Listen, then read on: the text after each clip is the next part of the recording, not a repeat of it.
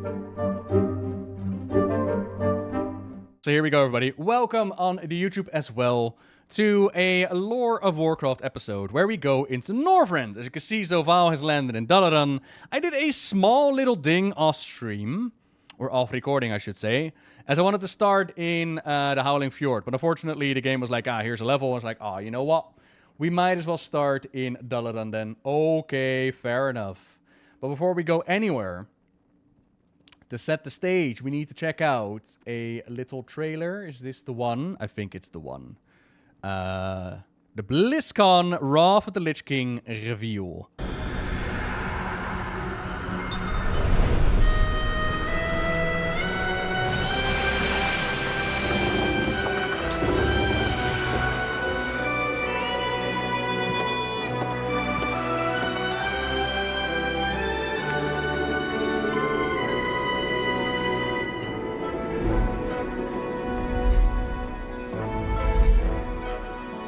It's begun. Young heroes, I was once like you. It does take me back. So, at the time, this was Burning Crusade, and as I explained, I took a bit of a break in the Burning Crusade, and I never really was massively into the lore until actually this expansion. Like, I got into it with Wrath of the Lich King. So all of this, I'd never played Warcraft 3, all of this went over my head. But there were rumors going around on the servers where we were going to get Wrath of the Lich King and something brand new and exciting, a hero class. I was like, what is a hero class? What the heck's happening? And the rumor was that you were going to have to sacrifice your max level character and then be resurrected as a Death Knight. That character would become the Death Knight. That was the rumor going around. You have come to this place seeking to bring judgment upon the damned. Early, very cool design, by the way. Can we appreciate what we got? Look at that.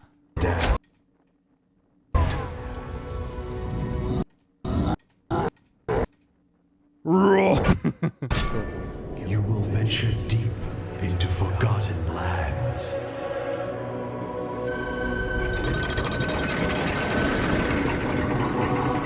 You will see wonders beyond imagining. Still same.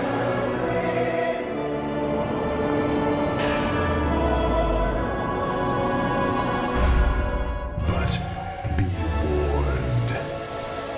The land itself will rise up against you. See, and this is where they started. Terrors will smother your courage. Well, not started, but it's like, you know, he seems to die. Everything. As the final darkness falls.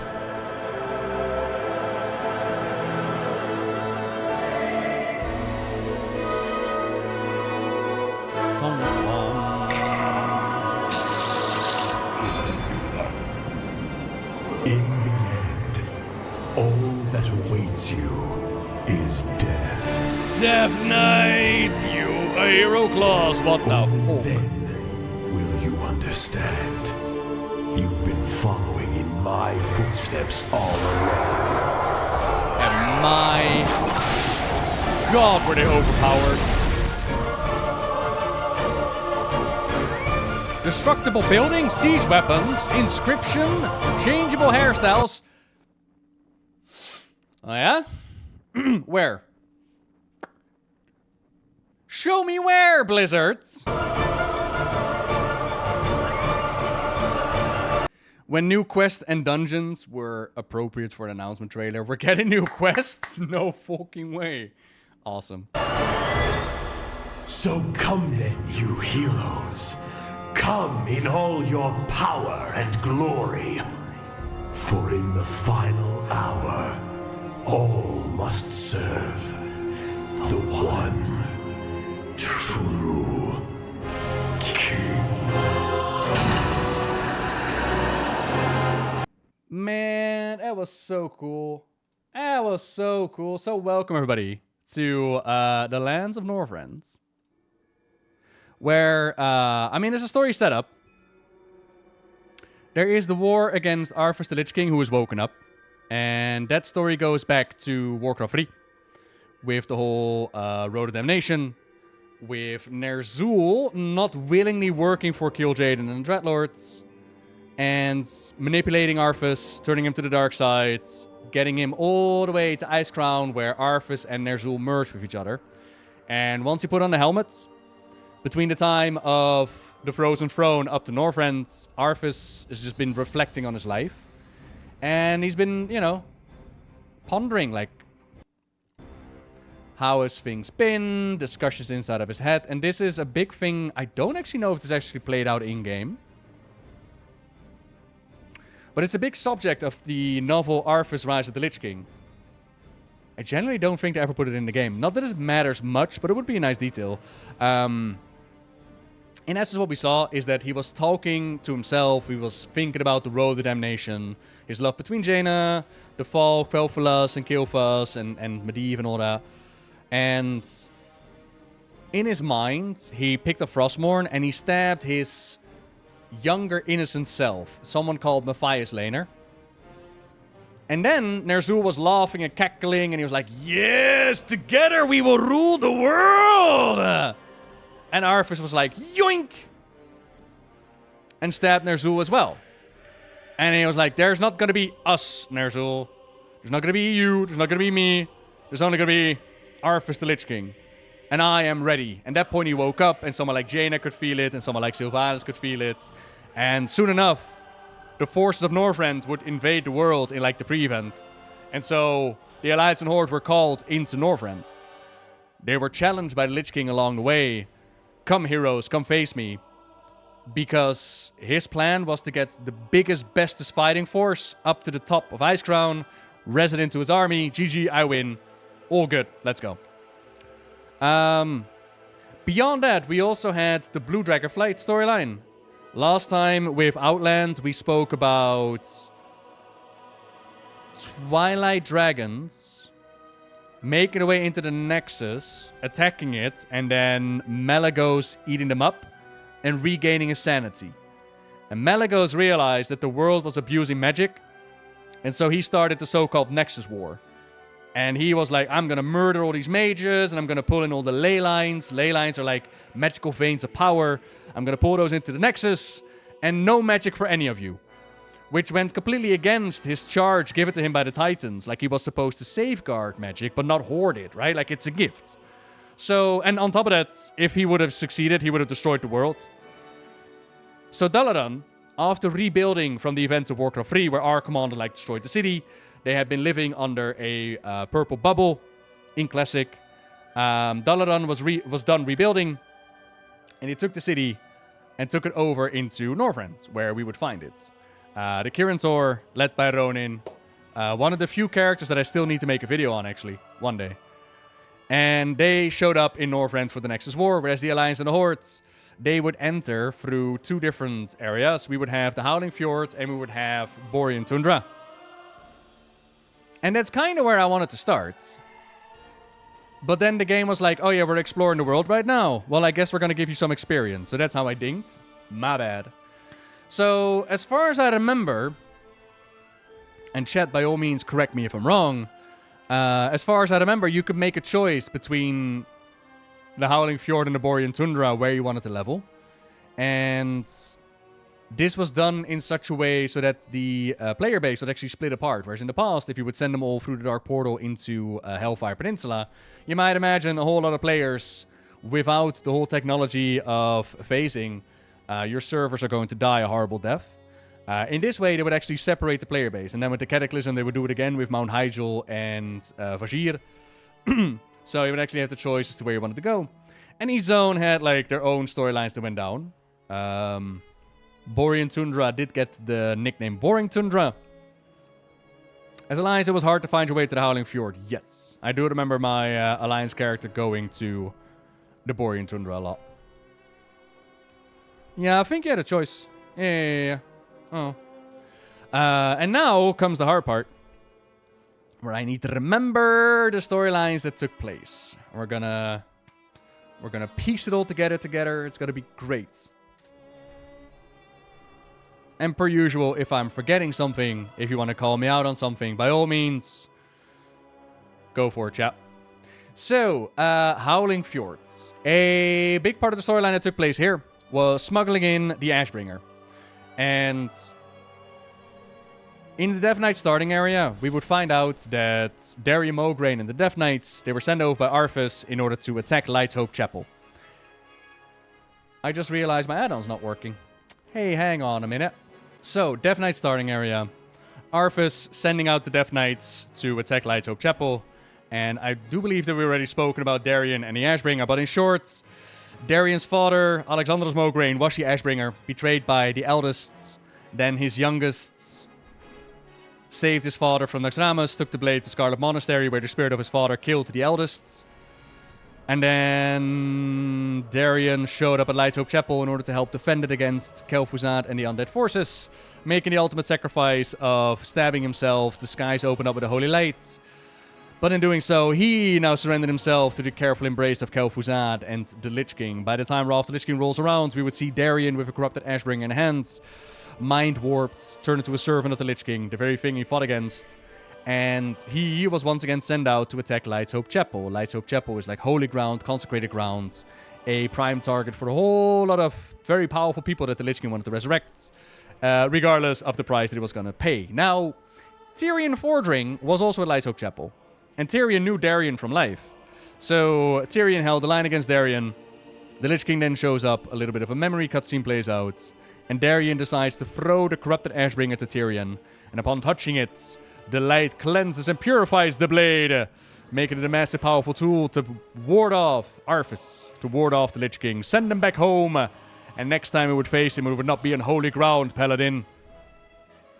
At that point, Tyrion took out the Argent Crusade with the Knights of the Evenblade, and he declared, like, we're going to Northrend, baby. We're going to take the battle to Arthas. It's going to be great. Yeah! And everybody was invited. Alliance, Horde. The Death Knights got a special note, and it's like, listen, right? Listen. Tyrion could write a note to Eitrigg, because they had a whole history from Blood and Honor, where Tyrion stepped up to save Eitrigg's life, and, you know, I'm not going to kill this orc. And of course, the Alliance, Tyrion Fordring was quite the hero amongst the people, and the Death Knights were allowed into the Alliance and the Hordes upon his call, despite some tomatoes being thrown when you ride into the city.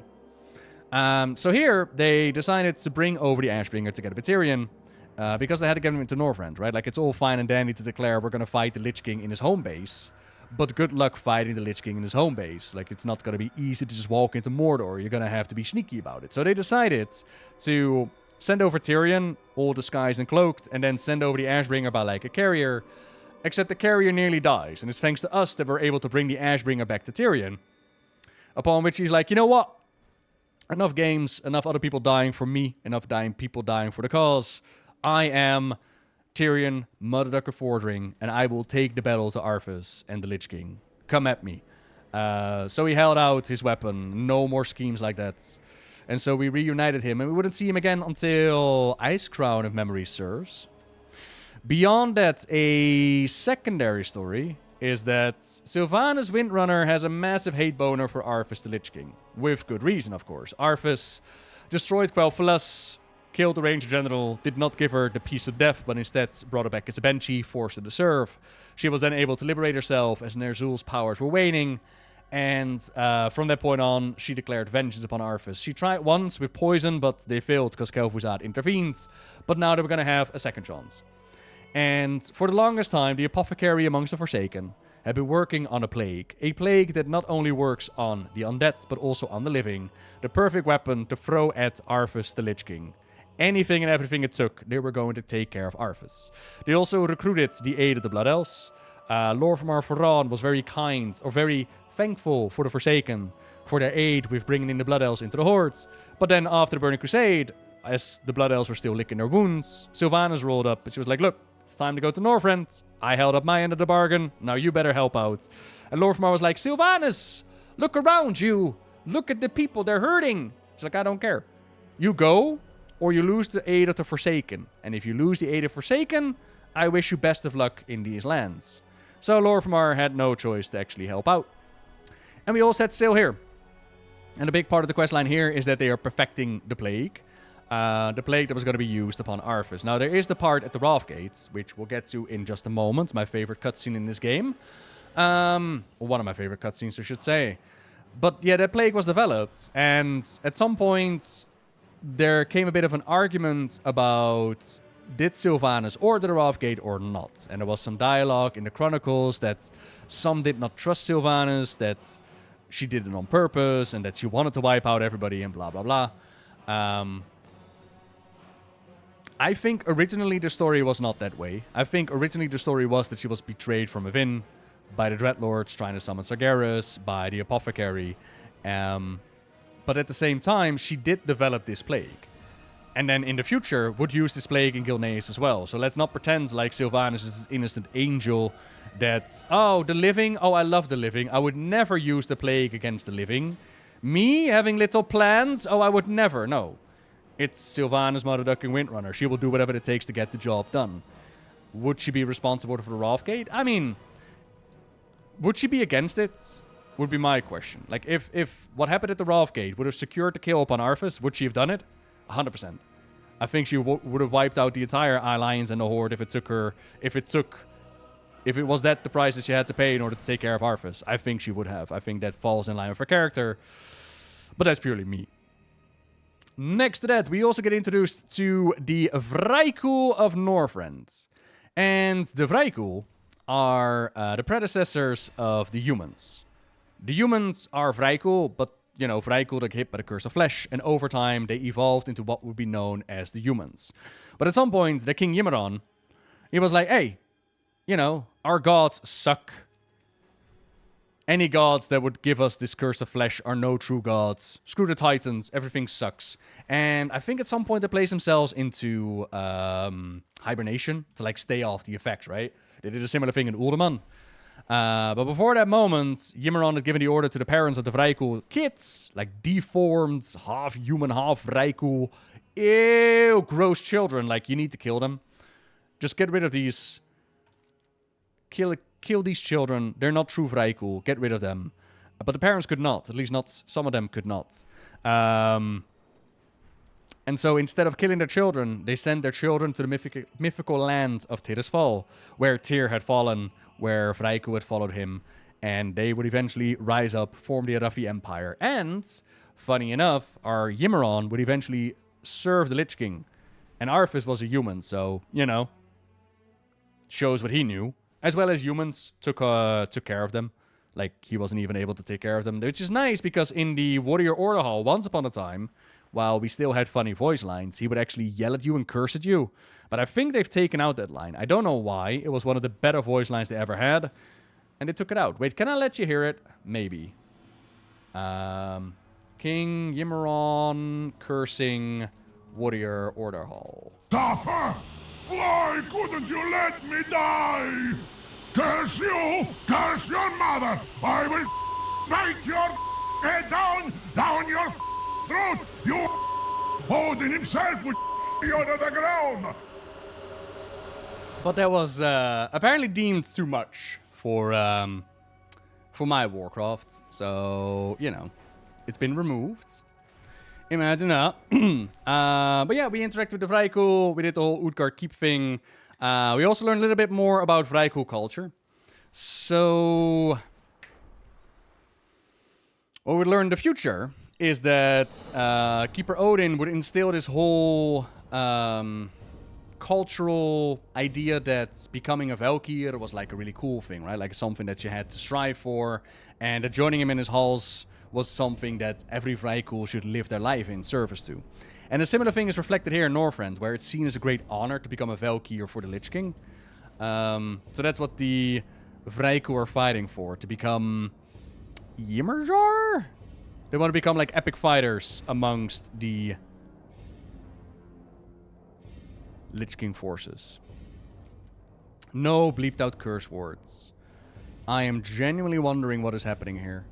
Iron Rune Smith. Okay, so similar to the Vrykul, we also have the Earthen, that are the predecessors of the dwarves. And again, under the idea of the Curse of Flesh, the Earthen would evolve into the dwarves as we know them as today, although we also learned about New Earthen on Kesselgar with the whole story for the War Within.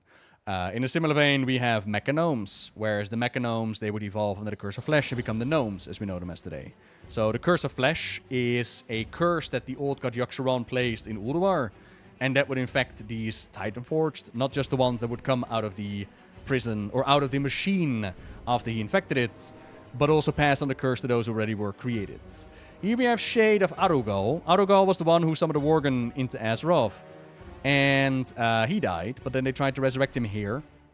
So we stopped the Lich King from resurrecting Arugal. I'm imagining that would be pretty bad for to have the wizard that was able to get like the Wargen out of the Emerald Dream in order to bring more for, you know, the Lich King's army. It's not cool. It's not great. What else we got? Oh, yeah, the Loa. The Drakiljin. Oh, my God. I forgot about that. Drakaria gonna kill. So, trolls, right? Trolls, once upon a time, were the boss amongst these lands. Trolls owned Azeroth pretty much. Trolls were amazing. But the trolls, oh, they've fallen upon hard times time and time again. Like in this case, they had to deal with the Lich King in Northrend. So the trolls, they became so desperate that they started to sacrifice their own Loa, devour them to get like power-ups and whatnot. So yeah, it wasn't exactly the greatest time for them. There was also the idea of Zuldrak, and we'll talk about more when we get there, but there was the idea of Gundrak being a raid instead of just a dungeon that we went through. Hence why it's so huge, it's so big. Howdy, Jonty. Hello. Right here, we have a world tree. Will you tell me which world tree it is? Okay. Now I need to remember it from the top of my head. I don't know. It means like fallen crown or something. Someone in chat, help me out. What is this one called again? Anyways, this is a world tree. Similar to a Nordrassil, similar to a Teldrassil, similar to the one in Dragonflight. Once upon a time, they found out about... Is it Vordrassil? There you go. Thank you very much. Vordrassil. Once upon a time, we had Malfurion, who had a follower. Don't help me. I need to know this. Come on, brain. We had Tyrande. Tyrande doesn't know how to lead her people. Vendrel Stackhelm. We had Stackhelm, who was like, hey, look, we got this problem with Serenite, right? But you know what we could do? We could take like branches of Nordrassil and we just plant world trees all over the place. And if we plant world trees, it will fix the corruption. It will fix the lands. It's gonna be great. And Malfurion told him, don't do it. It's a really dumb idea. And Stackhelm did it anyways. And for a while, Vordrassil was doing fine. Vordrassil was great. It did exactly what Stackhelm hoped it was gonna do. Until its roots hit Yogg-Saron's subterranean prison. That's right. Yogg-Saron is so big that his prison, where we face him, right, is up here. But he is apparently the size of Northrend. That's how big Yogg-Saron is. So the roots, they touch Yogg-Saron's subterranean prison, wherever that might be. And from that connection, Yogg-Saron is able to infiltrate something called the Emerald Dream and lay down the seeds, what we know as the Emerald Nightmare. So eventually they figure out, like, oh, corrupted tree, we have to chop it down now. And so they did. And it was a great waste because, you know, it's not like world trees just grow on other trees, ain't it? Ah! Well, they do, but, you know, it's still a world tree. It's still sad. So they had to bring it down. That's where they put, like, the origin of the Emerald Nightmare. We also... Is this where we join... Oh, I need to check the camp. Is this where we join Butt for the first time? I think it is, actually. Hang on. Yoo-hoo, Butt! Are you in there?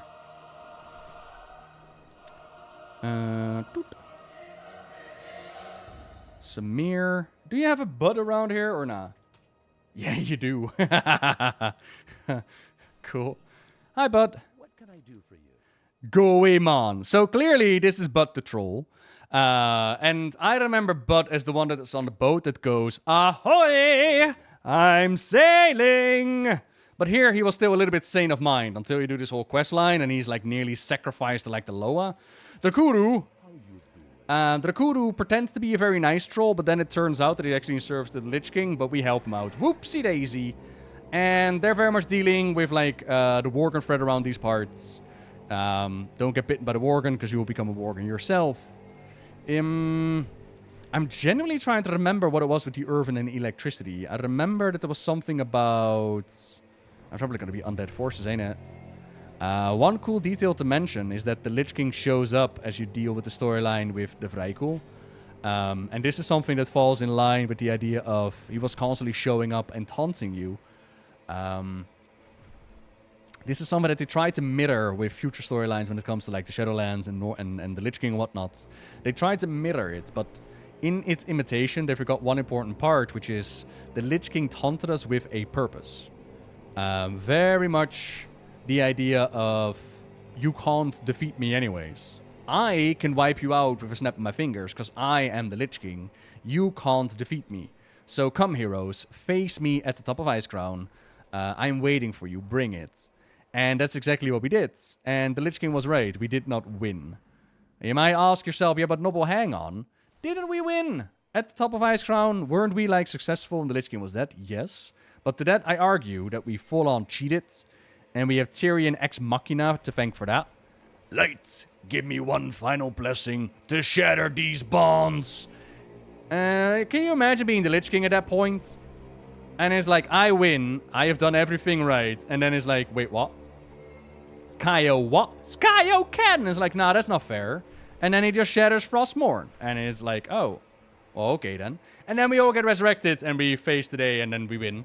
Like, obviously, it's one of those things that had to happen. But I remember having a discussion the other day about, isn't it oddly convenient that Illyria was able to shoot the Dark Heart? And I'm like, yeah, but it was oddly convenient that Tyrion was able to shatter Frostmourne, you know. Did the Naru bless Tyrion? Hard to say, to be honest. Does all the light flow from the Naru? I don't think we've ever got full-on confirmation on that. I will say, though, I do like that it was actually Tyrion's final blessing. Because after that, the light was like, nah, F you.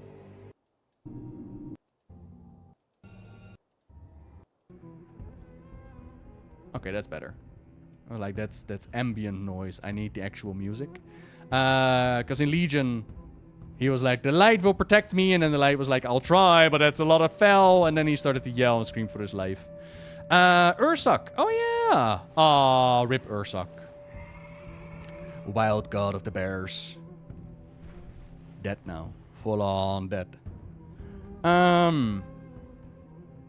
Ursak had it coming. Wow. So, this is Uldrak with the Drakari trolls. And, as I said, they've had a really bad time in these parts. The Lich King's forces have moved out tremendously. With Plague Spreaders, with giants that have been converted to their size. And the campaign of Lich King of Northrend is not one that's just instantly that popped up out of nowhere. This is something that goes back to the days that Ner'zhul was crash-landed by the Burning Legion on the planet. And he slowly but surely started to creep out with his influence. And he's been using stuff like the Plague, but also his own necromantic powers, manipulations, and whispers on the air. And his psychic abilities became tremendously. Up to the point where Arthas showed up in Northrend. And the Lich King was already very powerful.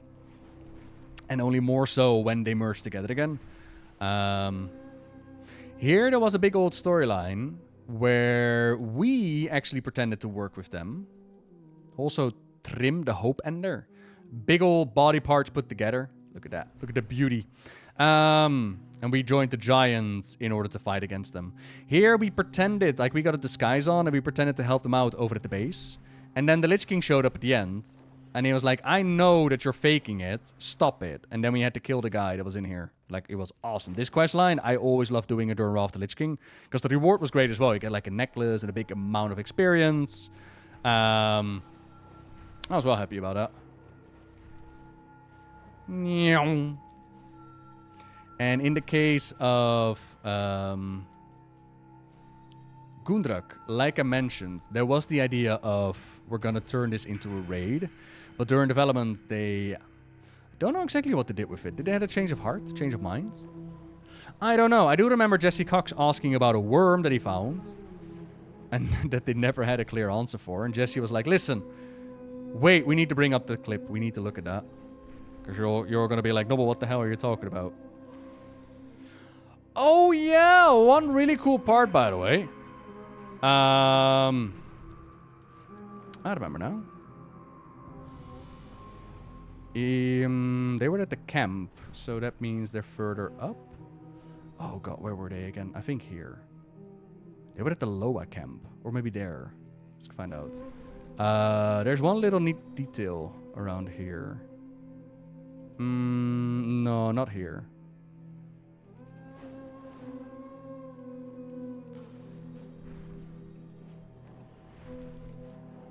There's the idea of, like, we all have Battle for Azeroth behind us now. So we've met up with the Zandalari trolls. And in Troll Society, the Zandalari were like the big chiefs once upon a time, right? And they saw the other tribes as, you know, like children spreading out. And like, oh, look how proud we are of these children. The Gurubashi, the Amani, the Drakari. But at the end, the Zandalari still felt themselves somewhat superior to them. So what we have in Battle for Azeroth is we actually went to their capital and whatnot. But here, back in Wrath of the Lich King, we have Chronicler Tokini. And they're here for a reason. They're here to, like, chronologize the downfall of the Drakari Empire. So that's kind of cool. Oh, I thought that was kind of neat. Right, Jesse. Jesse asks about Snake. Oh, this is gonna wreck my recommendations, ain't it? Jesse Cox, that's even worse.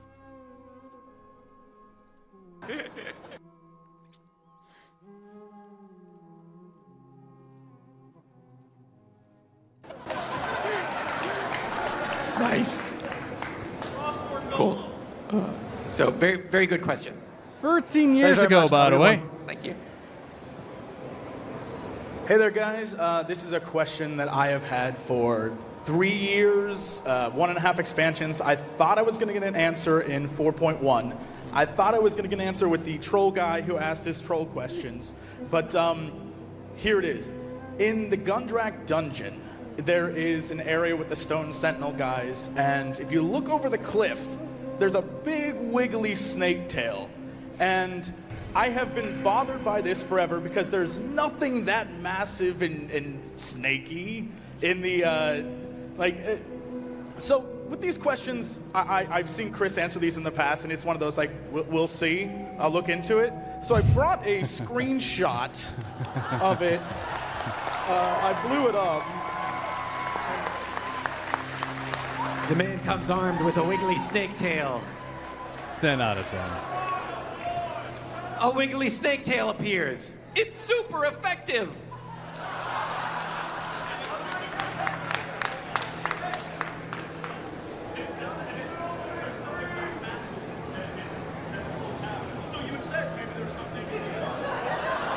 That serious face as well. Like, yeah, dude. Sure. Snake tail. Uh-huh. Dude just showed you a snake, man. Feel dirty. So you said there was something driving the trolls, and It ain't that. All right, well, so then, what is this giant snake tail?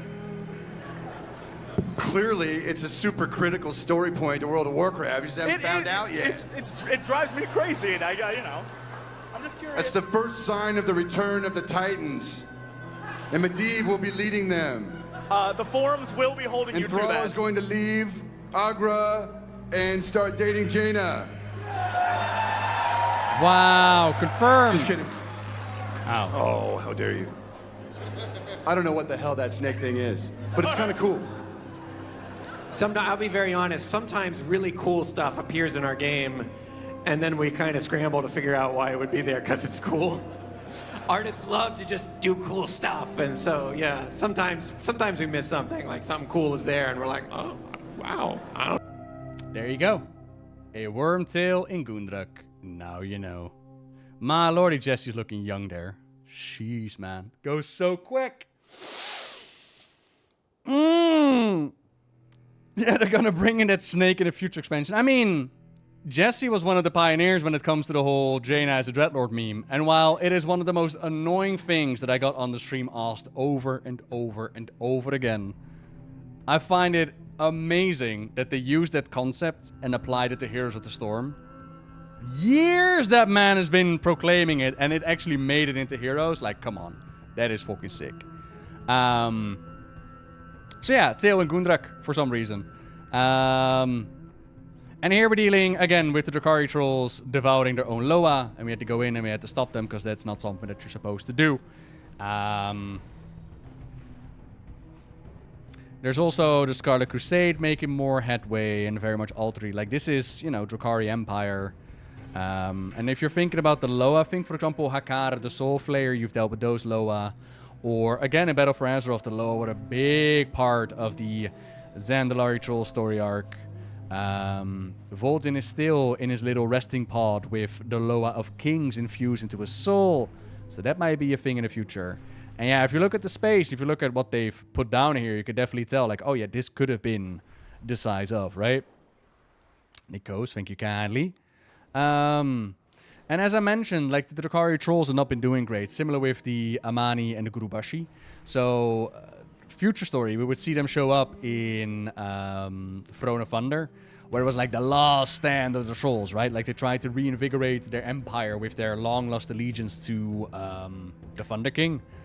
But again, that never really, you know, it didn't really pan out for them. Like, the trolls, the majority of the story for the trolls is we had great glory once upon a time, and we're gonna try and reclaim it over and over and over again.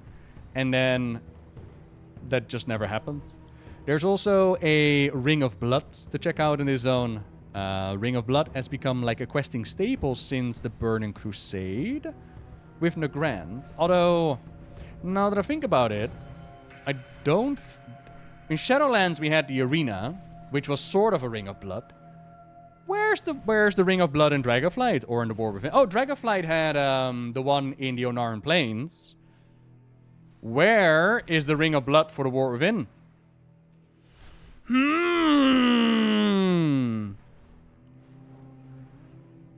Interesting. Huh. Here, by the way, this whole amalgamation of body parts, we also have the one in Naxxramas. Yeah. Deeper underground. In the Undermine, obviously. Obviously. In the Undermine. Yeah. Dragonblight. This is where they put the Floating Citadel of Naxxramas. The Floating Citadel of Naxxramas also showed up in the Plaguelands back in Classic, in which we defeated Kel'Thuzad. But the heroes that we are, we were offered a bit of money for Kel'Thuzad's Phylactery, which, as a Lich, allowed him to come back. This is Frostmourne Cave. And in Frostmourne Cave, a really cool quest played out, in which a memory of the past presented itself. You might recall in Warcraft 3. Why is there a little throne there? Was it always there?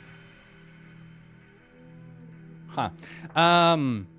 You might recall in Warcraft 3 how Arthas was lured to Northrend by the Dreadlord Mal'Ganis, and Arthas was like, I'll chase you to the end of the earth if I have to, Mal'Ganis. You hear me? To the ends of the earth! And he did. And he showed up in Northrend with his troops, and he met up with Muradin Bronzebeard. Muradin and Arthas have a lot of history, as Muradin was the one hired to teach Arthas how to fight, because Arthas sucked at fighting. And, you know, he saw the boy grow up. So when he saw him in Northrend again, he was like, hey, Arthas, wonderful, come in. Muradin was like on an expedition. They were looking for something. And Arthas was on a quest for vengeance. Up to the point where he had tried to disband Uther and the Paladins. And he tried to, you know, just take the forces and go. But his father back home wasn't exactly okay with what his son was doing. So when Uther reported to the king, Tyrannus II, like, hey, look, listen, Arthas took the fleet and he went to Northrend, they were called back by Daddy. But obviously Arthas was not going to let that happen. He burned down the fleet of ships and then blamed it on the assassins, on the, not the assassins, on the mercenaries. And Muradin was looking at Arthas as like, Arthas, what? That's not the boy that I've known. What? And he's like, Muradin, you don't understand. I have to claim vengeance. Everything is at stake. I would sell my soul to get things done. And that's what we call foreshadowing, because they roll up the Frostmourne, which was placed here on purpose by the Dreadlords and Ner'zhul and the Lich King. And on it, there was like a warning. Be warned, those that pick up Frostmourne, for you will pay a heavy price, blah, blah, blah. You don't want this soul, it's cursed. And Muradin was like, oh, it's cursed. We should leave it well enough alone, Arthas. Take your men and go home. And Arthas was like, nah, calling out to the spirits, you can take whatever you want from me. I want this sword. And the spirits took Muradin. Bam! They took his mentor, his childhood friend. He took the man that was with him through thick and thin. But do you think Arthas cared? No, he just heard the voice of Frostmourne now. And he left Muradin in the snow as he rode off to get himself a bit of vengeance. As well as a piece of his soul was taken by Frostmourne. But yeah, Muradin was left there. And we'll get to Muradin's fate in just a moment. So here, I think you can like reforge Arthas' hammer or whatever. There's a quest line that takes you back in here. That's kind of cool. Out of the way, please. Because I am so Val, and I'm gonna learn all the lore. Leave me alone! Scarlet Crusaders. Oh, yeah. Okay, so another part is that we have the Scarlet Crusade. And the Scarlet Crusade has an origin of infiltration by the Dreadlords, separation from the Argent Dawn, darkness, and the Headless Horseman. As you can imagine, Scarlet Crusaders have not exactly been doing great. But what we would see is that same Mal'Ganis that taunted Arthas to Northrend, when Arthas picked up Frostmourne, Ner'zhul actually allowed Arthas to strike down Mal'Ganis. But as you would find out, if you strike down a Dreadlord, as a demon that they are, they just go back to the Twisted Nether. How does it work with Frostmourne's soul-stealing abilities? Shut up. He went back to the Twisted Nether. And he eventually came back. And Mal'Ganis infiltrated the Scarlet Crusade. These Scarlet Crusaders, they were part of the Death Knight starting experience. And during the starting experience, they try to get to the boats. They try to leave the area. And the Lich King does everything in his power to wipe them out. And they would show up here. And during questing, we would uncover that the Scarlet Crusade has once again been invaded, infiltrated by the Dreadlord, in this case, Mal'Ganis. And Mal'Ganis is like, oh, you uncovered me, did ya? Oh, not that it matters. I'll see you next time, gadgets. And once we saw him for the next time, which, spoiler alert, was up in Icecrown, he promised, like, you'll never get rid of the Lich King without my help. And of course we did. And then the whole Mal'Ganis storyline fell dead. And now you might try to say, yeah, but Noble, hang on, what about the Shadowlands? Didn't we deal with Mal'Ganis in the Shadowlands? Did we? Did we? I don't think so. That does not exist. So over there, that Barry in Westwind, yeah, that's Mal'Ganis. That right there. I'm actually trying to think, what did we do with Mal'Ganis? I know that he was part of liberating the Nephrius. Did we kill him? Oh, I'm trying to remember now. Did we kill him? Can we kill him? I don't remember. I just remember that Mal'Ganis eventually showed up and he's like, haha, you fools. It was the Dreadlords all along. We killed him in the Sepulchre. There you go. Here we got the Forgotten Shore. Actually, playlist. I want a bit more Lich King music. Because it's chill, the ambience, but I'm looking for a little bit more oomph. You know what I mean? It has such beautiful music. That'll work. Why not? That'll work. So over yonder, in front of us, we witness the parts where Arthas burned down the fleets, and the ghosts of his men are still here. Because eventually Arthas picked up Frostmourne, and then he chilled a long time in, you know, listening to the whispers of Frostmourne, listening to the voice of Ner'zhul. The next scene in Warcraft 3 is we see him back as a Death Knight. And over the years, a lot of people ask me, like, Noble, did Arthas die? What happened here? My interpretation has always been that he gave up a piece of his soul. And then by walking in, like, the snow of Northrend, he actually died and was brought back as a Death Knight by Ner'zhul. But that's always kind of been my interpretation. I don't think that they've given an explicit explanation to that. Let's just say, safe to say, it hasn't exactly been good for his health. And then when he showed back up at camp, the men didn't know that Arthas was now listening to Ner'zhul, was now part of Team Bad Guy. So, you know, he murdered them, resurrected them, made more Death Knights. all kinds of delicious things. And now they too get to listen to whispers and voices and be forced to serve. Are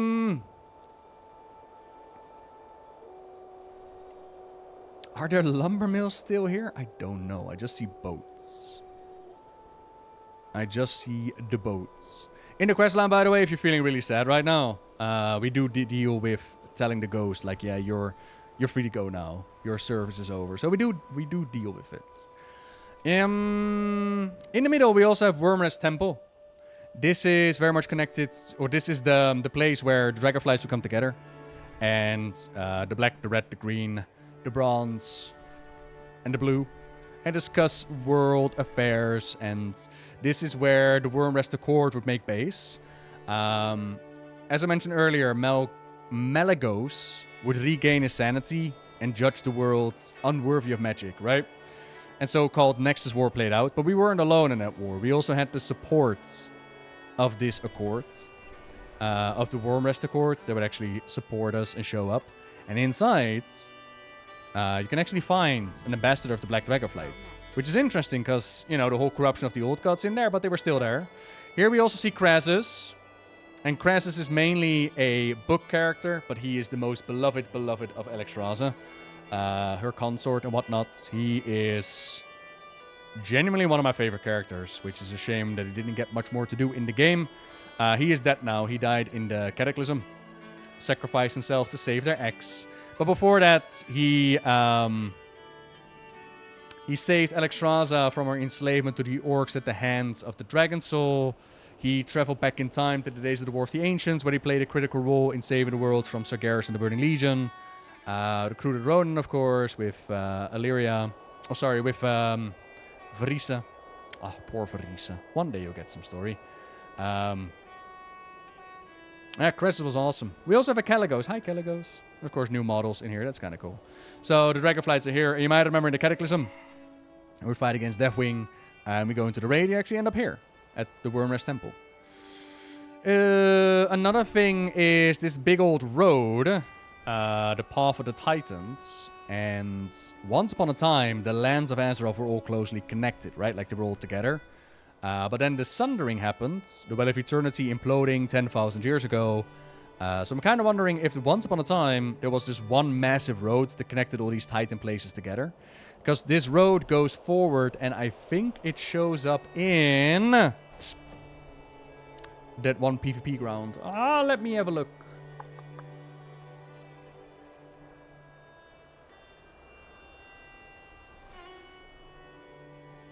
Help me out here. They added a PvP ground. It wasn't Winter Grasp. It was the other one. The one with the orb. On an island. That battleground. Maybe I can see it in the battleground list. Hang on. Strand of the Ancients. Thank you. If you look at Strand of the Ancients, that also has bits and pieces of the road. So that seems to be connected to each other. As well as the road leading up to Storm Peaks into Ulduar.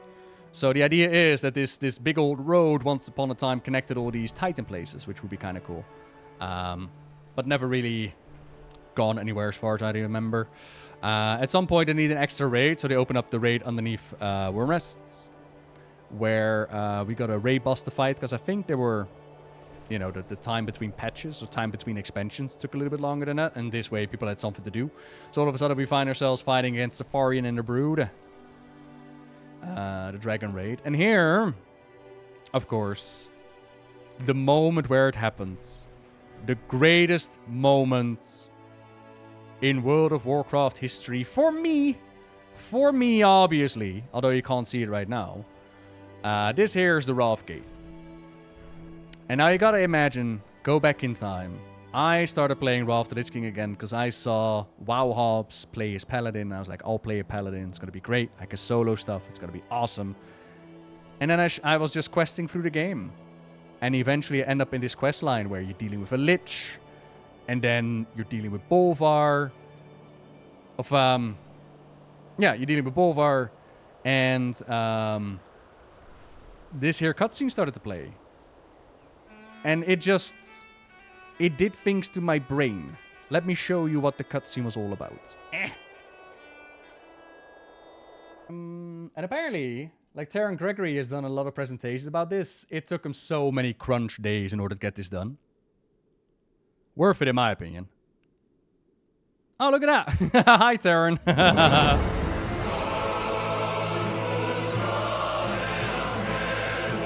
So, you know, just questing, chilling, and all of a sudden a cutscene started to play in-game. Now, you're all spoiled, yeah? Every 5 minutes you get a cutscene. Take the light! For the order off! For the Alliance! This is one of the first time I got one. Hell yeah.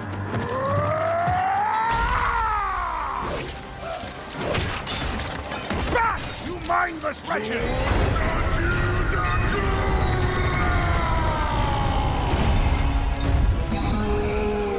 Fight on, brothers!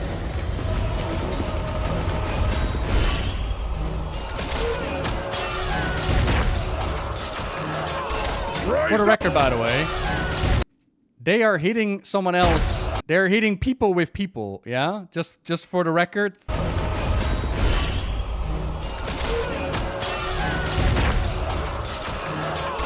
Rise wait. up, sons of the Horde! Blood and glory awaits us for the Horde. Sorry. So at that point, Bolvar 4 Dragon, I was like, oh, I remember somewhat of a Bolvar in like Classic standing next to Anduin. But I was like, what the heck's happening here? And then orcs show up. I was like, oh, this is sick. Blood and glory await us!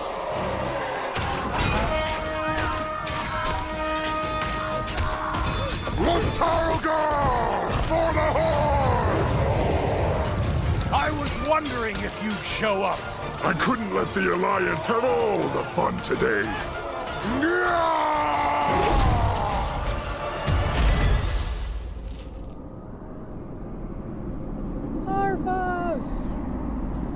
Arthas!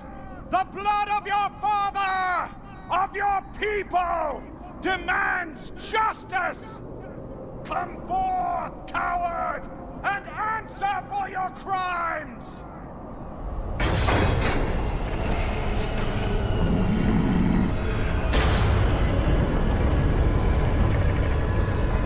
Here he is. And again, taunting you along the way, yeah? Showing up time and time again. Speak of justice, of cowardice. I will show you the justice of the grave and the true meaning of fear. Enough talk! Let it be finished! With the one-shot.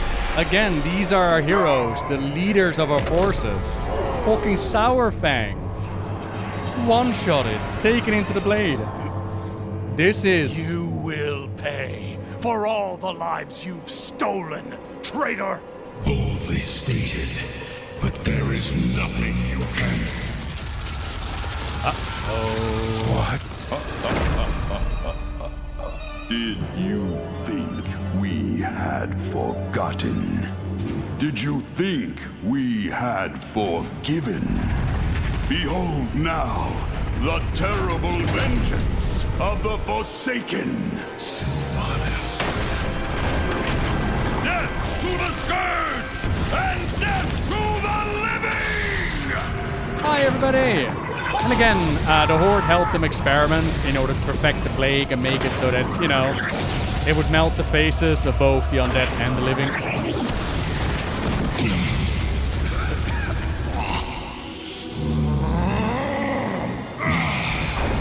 This isn't over. And here lies one of the greatest heroes. Like, the Horde lost theirs. Now, all can see. This is the hour of the Forsaken. Bolvar slowly dying. We're finished. No escape for any of us. The eagles are coming. The eagles!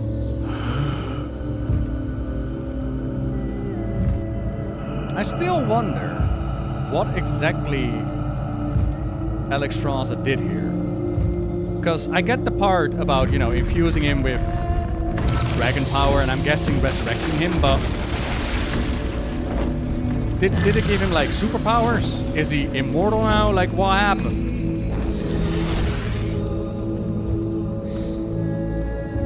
As well as, and this is something that you can see in-game once you've actually done the quest.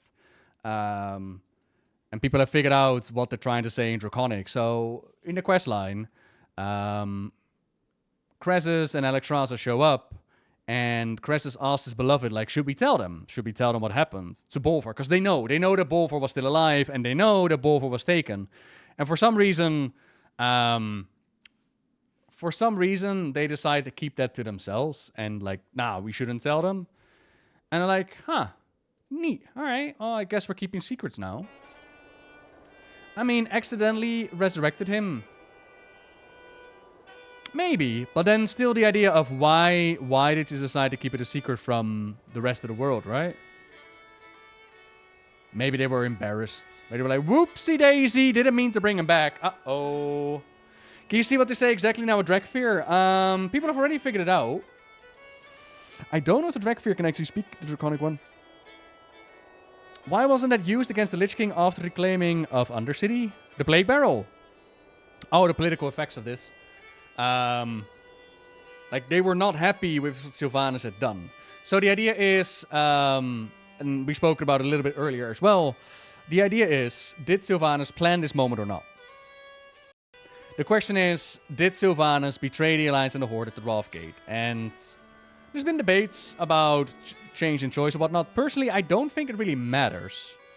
Because the result is still there. They still created a plague, which they tested upon the living. They still created a plague, which they throw out and they say, death to the undead, death to the living. So it's not like the Forsaken cared when they made this plague. That the weapon, that she lost Undercity and whatnot, I don't think was planned. But ultimately, they still made this uber weapon. And I think that's fully in line with the character that is Sylvanas. She would have done anything and everything it took in order to take care of Arthas. So creating a plague that would wipe us all out is entirely in line. But what we don't see anymore, which is out of the game now, you could check it out on Wrath Lich King Classic, but it's gone now. The battle for the Undercity.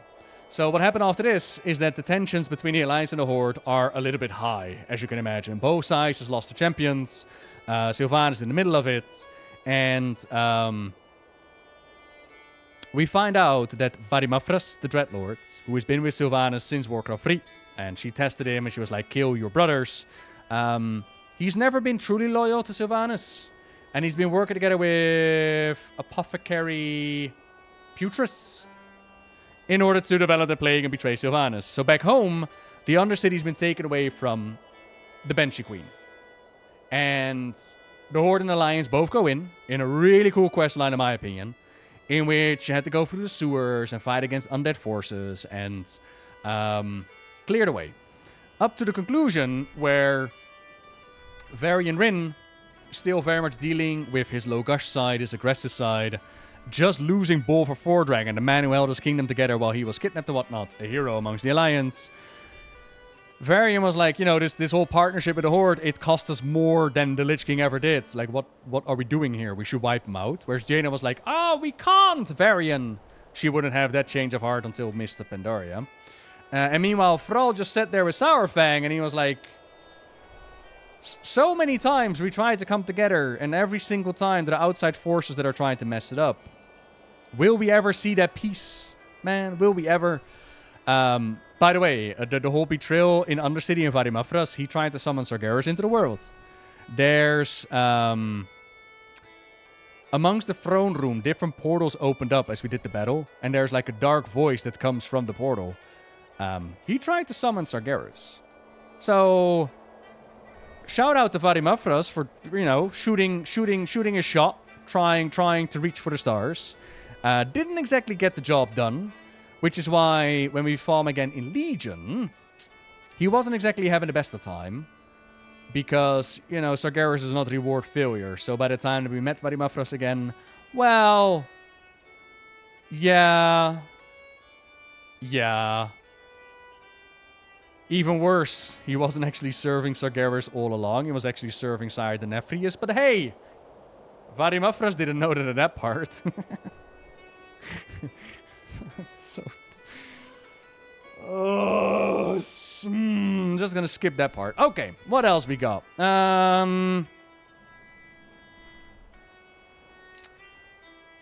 We got ley lines that are being pulled into the Nexus. That's not good. We don't want that. That will destroy the world. Oh, we got the Nerubians. Yeah, dragonflying is overall everywhere now. Overall, so I'm getting tired, ain't it? Nerubians. So, one of the first forces that had to deal with the Lich King, with Ner'zhul, is that they entered the War of the Spider. And some really cool details in the War within is that their leader, Anub'arak, he actually shot a message to the Queen, to Neferes, and he was like, hey, can the forces of Ashkahet come help out the forces of Azul Nerub? And the Queen was like, nah. Also hinting at the idea that he wanted this fight, but that might just be Queenie propaganda. Either way, she's like, nah, it's not really our fight, is it? You deal with it. So Anub'arak was left alone. And the Nerubians, they fought against the Lich King's forces, and they had like a high resistance against his resurrecting powers, but I believe that they were not immune to the plague, or vice versa. Either way, they were in a battle that they could not win, a battle of attrition, and against the Lich King's forces, where the Fallen are just resurrected and to fight once more.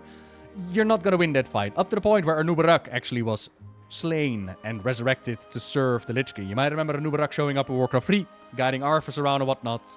Yeah, he did not do that willingly. He also showed Kel'Thuzad Naxxramas for the first time.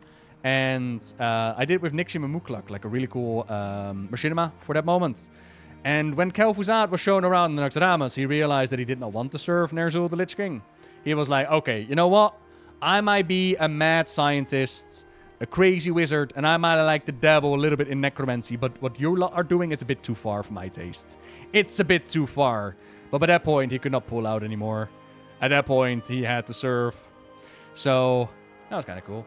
And for serving the Lich King, he got the title of Trader King from the other Nerubians, because there were still Nerubians living. And throughout Warcraft 3, we also saw a really interesting moment in the questing where they see like this ancient Forgotten One, which is linked to Yogg-Saron, which is linked to the Old Gods. And it was a bit of a weird interaction because Anub'arak was really afraid of it. Whereas the origin of the Nerubians lies with the influence of Yogg-Saron. So it seems like over time that they kind of stepped away from their old god. That's interesting. Here we also have the Tusker. The Tusker are beloved by many. I personally am not massively a fan of them. Nor do I hate them. It's just like they're kind of just there. They were given a lot more story in Dragonflight as far as I recall. In this moment, the one thing that comes to mind is the Arthas novel, where they were trying to huddle against the icy winds of Northrend, as Arthas' mood also influenced the weather, which is kind of cool. In Dragonflight, they got a bit more with the Shark Loa and teaching Caligos how to say goodbye to loved ones. Ding. Different dragon shrines, of course, because Dragonblight is the graveyard for dragons. Before the Dragon Isles, where they were supposed to, you know, in the Dragon Isles they also have a graveyard. But eventually they got locked away from the Dragon Isles as they closed off shop, and they were like, okay, we gotta go out and we gotta help the world now. So they appointed Dragonblight as this ancestral graveyard. And in Dragonblight, you can find the bones of Galagrond. Galagrond was this mutated proto-dragon. The first big threat that the dragon aspects fought against is what united them as proto-dragons. Is what showed Keeper Tyr, like, hey, these could be guardians for the world. And so they had like this origin of dragon evolution. They didn't really tell people about Galagrond and his corruption and whatnot. But here we see that the Lich King is trying to bring back Galagrond. These are part of his bones. So obviously we stopped that from happening. We don't want Galagrond to come back. Or do we? Everly, hello, by the way, everybody. I'm hoping you're all enjoying story time, by the way. And all the old gods are confirmed dead. Yes. And I think this is also where we allied on the Horde side with the Tonka, which is a separation from the Tauren. In a similar vein where on Mr. Pandaria would find like the Fire Tauren, here you found the Ice Tauren, if I remember right. If I'm wrong and I'm being very racist right now, please forgive me. Right.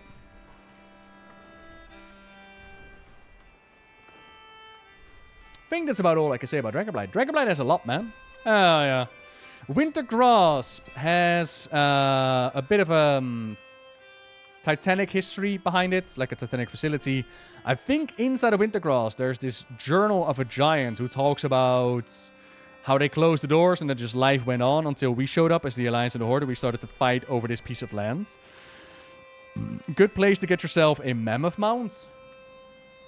And it was a decent enough battleground in my opinion. I remember them experimenting with like broken buildings and whatnot and more vehicle combat. A lot of Northrend, a lot of Wrath the Lich King was vehicle combat, up to the point where a lot of people actually started to complain about it. Like I know that Wrath the Lich King is heralded as like the expansion, which is fair. It's a really cool expansion, but it was by no means perfect, as none of them are. In this case, I remember a lot of people complaining about Scarlet the Crusader having mounted combat, and Ulduar having mounted combat, and then Wintergrass having mounted combat, and people were like, then Oculus mounted combat. And people were like, yeah, but Bliss, listen, I got a character, right? I want to play my character, I don't want to just use these vehicles. Reason why the battleground was there, strategic points. Oh, I think it was the treasures inside in the Titanic Vault. I did a story upon it at some point. But for the life of me, I do not remember. Wasn't it that the raid opened up once you actually did it? Hang on. If it's a raid, then we should be able to look it up in the book, eh? Let's find out. Wrath the Lich King. Vault of Rakeven. Oh, it does not have a description. Oh, man. Nah, there's a journal inside. I think it was just glory and loot, to be honest. The orb that I'm thinking of was from the Isle of the Ancients. Oh, happy to hear, everybody. I like the jousting. I love the jousting. I didn't overall enjoy this the catch-up systems because I got a little bit bored with it, but I like the jousting. Okay, so here we have the Borean Tundra, aka the Boring Tundra, depending on who you talk to. And, oh, there's the orb. Okay. Here, this is usually where the Alliance would show up. And one of the things that I really appreciate about this is that the Alliance gets to skip the line. Here, right? Oh, okay. Oh, sorry. Sorry. And I always felt like that was the perfect way to honor heroes of the past. So they would remember that you fought in past wars. So by the time that you show up in Northrend, they're like, hey, hero, you can skip the line, just sign up right away, and you can start fighting. And I thought like, oh, that's some really cool recognition of what's happening. I believe that the story of Vasarian plays out a bit part here. Like, Vasarian is the Death Knight that was able to set himself free from the Lich King's control, and then he started to look for his family. But by the time that he finds his family, one of them is taken over by the Blood Elf Vampire, the Senlane, who's like dominating her mind. And so Vasarian has to fight and keep her free, and then he decides to keep his distance, because that would keep them safer, if I remember right. That's a part of the storyline. Then here we would deal with a fishy who was once upon a time speared by something from Azara. And we'd also find out more about the Cavaldier. And these are cursed Vrykul. At the time, I think they were just cursed Vrykul. And I've done a story of the Senlane, yes. Heard that story about 50 times in the anniversary event? Yes, that plays out here. I'm trying to remember, and I have to apologize, I don't remember. I'm trying to think what was the explanation for the corrupted Vrykul here. So these would eventually be given credit that these are creatures that went to Helheim, to Helya's domain. These are the Vrykul. They were not made worthy of Odin's halls. But that's story given in Legion. I'm trying to remember what they gave it in Wrath of the Lich King. I'm going to assume that it was just the idea of these are Vrykul taken over by the Lich King or something, or just cursed. But for the life of me, I do not remember the story that they had back then. What I do remember is one of the most badass dialogues that take place in this entire freaking game. Gerard's Hellscream was taken out of Outlands, was taken out of Nagrand by Thrall, and he was given leadership over this campaign into Northrend. But not by himself. Like, that would be a bit silly. Imagine that. Just giving him leadership over the Horde after, what, a year? Not even that. That would be weird, right? Just give it 2 years, at least. So for now, he had, like, a Sourfang to help him out. As well as a Cairn eventually showed up. And in the dialogue, Sourfang talks about the history of the Horde. And about how they'd fallen to the Blood Curse. How they were forced to serve the Burning Legion and fall into darkness and corruption. How the sounds of pigs squealing reminds him of the murdering of the Draenei children, and how if and when Garrosh would ever lead them down the dark path, then Sourfang would personally put him down. But also, honor, no matter how dire the battle, never forsake it. And that's wisdom Garrosh would take with him into the Cataclysm. Unfortunately, he didn't take him with him further than the Cataclysm, but at least one expansion, I suppose. And in the campaign, like here, you see a very much hot-headed Garrosh. How would you win the war? Oh, I would just smash everybody. And that's a really dumb tactic. And he's like, I'm just going to smash everybody. So Sourfang tries to teach him a little bit better than that. We also see in the back end a rather interesting cameo. Because I mentioned that Naxxramas was in Dragonblight. And that we were the ones who sold the Phylactery of Kel'Thuzad, which allowed him to come back a second round. And I never really knew this until a couple of years ago. Because I never really played a Horde character into Northrend. But when you go through the questline here, you actually can find Kel'Thuzad himself leading the charge. And I always love to think about the story of Warcraft in the sense of like a Warcraft 3 campaign. So here you would have... Kel'Thuzad leading the troops on the battlefield. And I believe in this questline, you try to confront Kel'Thuzad, and then Sourfang shows up to save the day. And then he's like, don't tell anyone that I saved it. And I'm like, okay, thanks, Sourfang. Goodbye. Yeah, Garrosh had a really good story. I really liked it.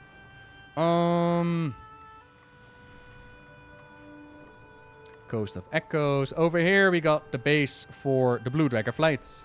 The Nexus. And this is again the place where those Twilight Dragons went to. And Malygos ate them, got his sanity back, and decided to declare war upon the world. That's the place where it happened here. And a lot of people really hate the Oculus. I really like the Oculus. I always thought that the Oculus was a pretty awesome dungeon. It's pretty unique where you have to pick a dragon at the start. You have like a tanky dragon, DPSing dragon, healing dragon, and another sort of dragon. And just with the dragons, you go through the dungeon, you fly across the platforms, and you do the thing. But I think it's just because people didn't really know how the dungeon worked, or whatever. I also got the Nexus, really, really nice dungeon. Not such a nice storyline. In the storyline, we would see the Red Dragonflight poke at Malygos. Take care of one of his consorts, to which Malygos is like, well, if you're going to take one of my consorts, I'm just going to force you to be my consort now. Which is pretty fucked up. Not going to lie. That's pretty effed up.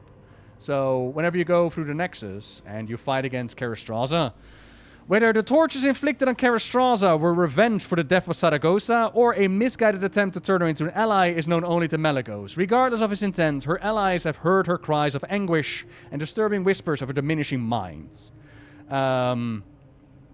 So we put her out of her misery inside the Nexus. And then eventually we would also go into the raid where we actually fight against Malygos. I loved doing the solo video on this one. Really beautiful fight. And we actually had to put down one of the aspects. So for the longest time, the Blue Dragonflight would be without an aspect. Not until the Cataclysm, where something rather interesting and rather unique happens. You know how in Dragonflight we tried to like reinvigorate the Oak Stones and it didn't go anywhere, and then the tree just re-empowered the aspects? Well, we had a re-empowerment before that. But it was really specific and really special. It was the two moons lined up, and the Blue Dragonflight had to pick a successor for Malygos. And in the running, there were two blue dragons. There was Malygos, and then there was... not Azuragos. Senegos? I think it was Senegos. It was the child of Malygos. But interestingly enough, it was the child of Malygos that was saved by Crassus due to time travel and putting his egg in a time pocket. Anyways, turns out that that child of Malygos was already in... It wasn't Senegos. Okay. Eragos. There you go. It was Eragos. Turns out Eragos... Senegos the grandpuppy. There you go. Thank you. Turns out Eragos was actually in league with Deathwing. Oh my. So if they had chosen him, then they would have chosen an aspect that was already serving the mad aspect. But thankfully that didn't happen. And then in the book, this whole story played out. Caligos is picked as the new aspect. But they were also working on In Classic, you might have remember going into Blackwing Lair, where Northrend has done experiments to make a chromatic dragonflight, infusing all the different powers of the dragonflights into one. You might remember like fighting against the Chromagus, which is the close that he got. But there was another one, which was... Five-headed dragon... Come on, brain. You can do it! If they call that one Chromagus, then what would they call the five-headed dragon? Sephiroth. Why not? They called the five-headed dragon Sephiroth. Anyways, was it Chromatus? Ah, well, there you go. Chromagus was the doggy. Chromatus was the five-headed dragon. Tiamat, exactly. Warcraft's version of Tiamat. But to bring life to the beastie, there was going to be a need of a lot of power. So what they did was, and bear with me now, you had Vrou, who escaped Durnholds. And inside of Durnholds, you had Tarifa Foxton, who was serving her lords, a Daelish Blackmoor. Good job, Brain. You still got it. We're only going for nearly an hour and a half. We got this. But there was this alternate reality where Blackmoor was not an alcoholic. And Blackmoor was actually able to dominate the world. So that Blackmoor was pulled out of the timeline, struck down Aragos. Aragos' blood activated like the Nexus and then focusing items and whatnot. And so they brought the dragon beastie to life. And they planned to have it mate with, not Sindragosa. Tiragosa? She was part of the Blue Dragonflight and Dragonflight. But thankfully... Kiragosa, thank you. But thankfully, we were able, or at least Vrou and compatriots were able to put down the dragon before anything like that happened. And the one holding the leash of Kiragosa was the prophets, which we would then take care of in the Cataclysm Dungeon. Dark Bishop, Dark Prophets, yeah. And the beastie, Chromatus, was so powerful that they couldn't just get rid of it, so they decided to imprison it. And to this day, it's still an enemy that they can bring to the forefront, but apparently there's trouble with making a five-headed dragon boss. We've had snakes before into like the Throne of Thunder where different heads would show up. We also have mounts now with 3 heads attached to them, so maybe we're getting closer to the 5 heads. Who is to say?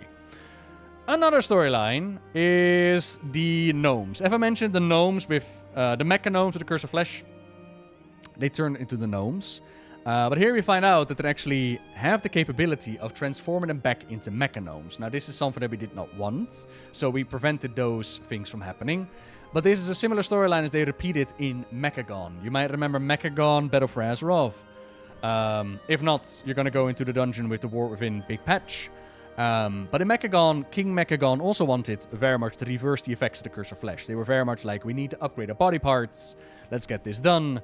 But here they already had the power to do so. It's just a matter of we did not want them to do so.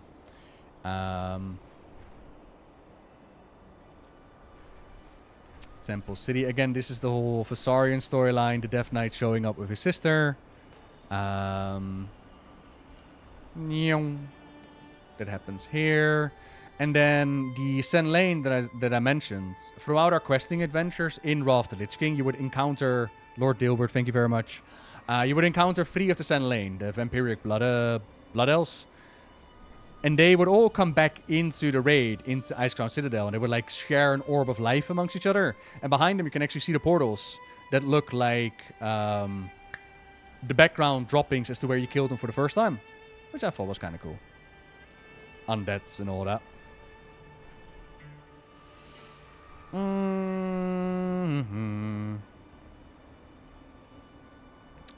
These beasties, to add to Garrosh's cruelty, they were taken from Northrend and added to his army, and then they threatened the children if they didn't fight for him.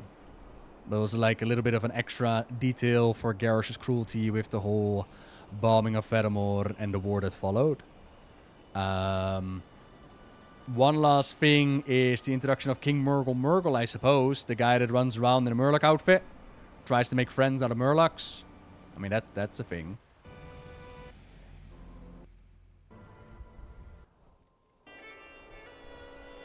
Right, Sholazar Basin.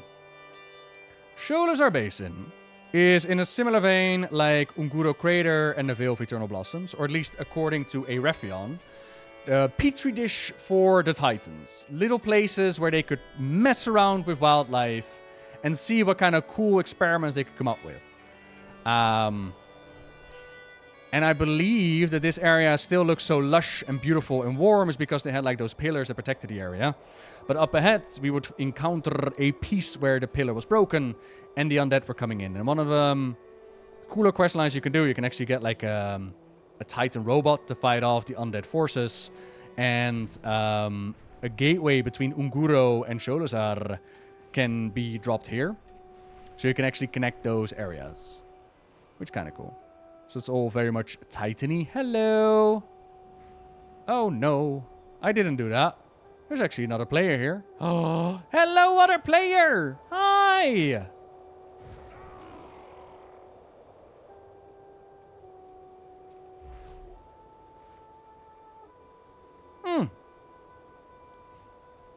Hot European Santa. I'll take it, Gold Queen. Hello there. You can't get into the War of Inlore. Alright. I mean, there's not a whole lot to do against it, I suppose. It's not your jammer. It's not your jammer. It's fine. Right. So, in this one, what I remember most is that we have like an avatar of Freya. Freya being one of the keepers that we will later run into in Ulduar. And we also have the war happening between the oracles and the puppies. And the reason why you want to go with the oracles is because they can give you a mount. That's the whole reason as far as I remember. One interesting detail is that the oracles know about the word Freygar. And Freygar is a big thing for the War of In right now. Because we're learning that Freygar are like crystallized Earthen that try to break apart Azeroth's confinement, which indicates that maybe Azeroth is trying to break free. But it also means that the oracles some way somehow got into contact with the Freygar. And we know this because of the Exploration Azeroth Northrend book, which is where one of the first times they actually dropped the term Freygar. So, yeah, the oracles know about it. They see Magni and they call him Freygar. But at that point in time, the only connection that they gave was like, yeah, it's Titan in origin. It's like, oh, okay. We also got the one and only Hemet Nesingwary in this area. Hemet is, of course, the Master Hunter. The Green Hills of Stranglethorn. The fuck is this?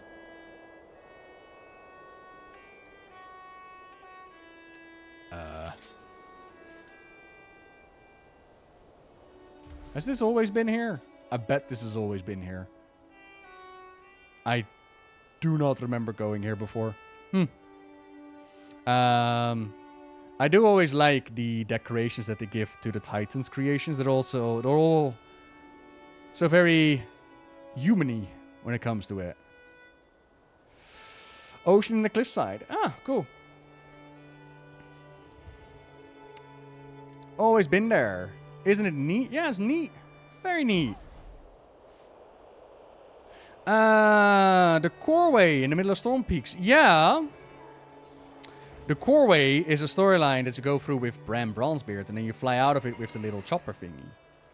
But if it was Wrath or if it was Legion, I would have to double check. We'll go over it once we get into Storm Peaks. Let me finish up exploring this area. Like I said, we got the Nesingwary base here. The oracles and the wolfies that you party with. Similar with Unguro, we also see these crystals. Although I don't think that the crystals have ever played like an active role into things. It's like, yeah, we got crystals, go collect them. Different pillars, different elements. They could do something with that.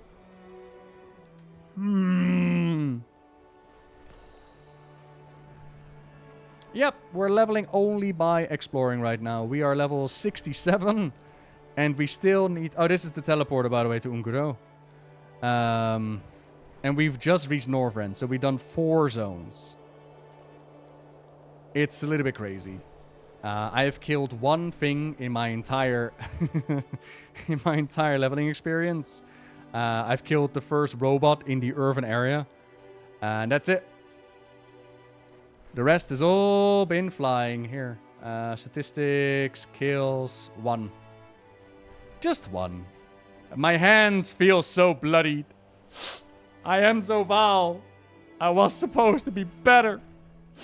But I still murder them. But it's, I'm Zoval, Vengeance Incarnate, and I am on a redemption arc, okay? I'm trying to learn more about the world that I tried to destroy, and the wonderful places and all the things that I put into motion. You know. You got to about 58 and it stopped registering. Alright. No issue so far. It's Horde, actually. We might be able to pop in and get a journal. Let's see. Which zones did I do? In Northrend so far, we have done Howling Fjord, Borean Tundra, Dragonblight, Wintercross, and Sholazar Basin. So we still need to do Crystalsong, Storm Peaks, and then into Icecrown.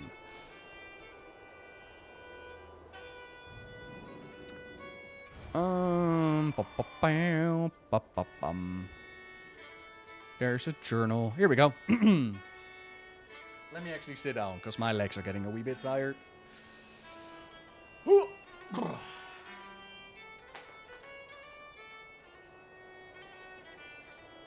Okay, so earlier people asked, like, what's the idea behind Wintercross? And here we have Arcavon's log, who explains what time has been like as they've been stuck inside, right? Day 10, the makers are gone, I've been left to watch. Day 10,500, the halls are quiet and empty. I thought that the makers wanted me to watch the hall, but they never specifically said, Arcavon, watch the hall. Maybe it's okay if I watch outside too. It will probably be less boring outside. It is decided I am now responsible for watching the hall and the outside. I should take on my new responsibility next month. Day 20,120. The outside is much more open than the hall. There are convenient cliffs and mountains bordering it. I'm now confident that the makers meant for me to watch this too. I hope they don't notice that I've only been in the hall for the first decade. So, and then we go way higher. I invented a new game today. It is called Kick the Revenant. I made it from the front of the keep to the main road. Before next year, I'm going to try to land it over the river. Some little green people came today. I've added them to my watching responsibilities. The little green people have built extra buildings here now. More buildings seems good. I think I will speak to them this week and thank them. I thanked one of the little green people today for the extra buildings. He told me that he'd be bringing more people for me to watch soon. Lots of them. I'm excited to have more things to watch. The little green people brought a lot of other pointed them at each other and then they all started fighting. I've trimmed my watching responsibilities back to the hall for safety, but I brought a lot of their baubles with me so that it can maybe be less boring this time. Things have gotten much worse. I'm not sure what the makers want me to do. I'm trying to stay in my hall, but the violent people come in after me several times a day and they take my baubles. My brothers are back. It turns out that they were sleeping in other closed-off halls. I'm a little bit mad that they left me alone to do the watching, but I shared my shinier baubles with them because I'm tired of being alone and attacked all the time. The violent little people have started attacking my brothers, which is sad. They leave me alone mostly now, though, which is not sad. I think they want the shiny baubles I gave away. I feel guilty. Which is kind of cute how they gave a raid boss an explanation as to, you know, this is where their stuff comes from and this is what they've been doing. I kind of like it.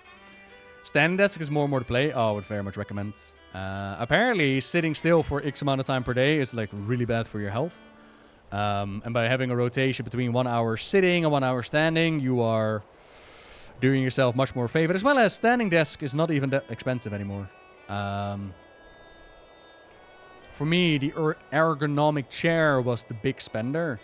The desk was like $200-300 or something like that. Which, of course, depending on your budget, can be a lot of money. Don't get me wrong, but it is a desk which will last you a long time. Yeah, $240. Yeah.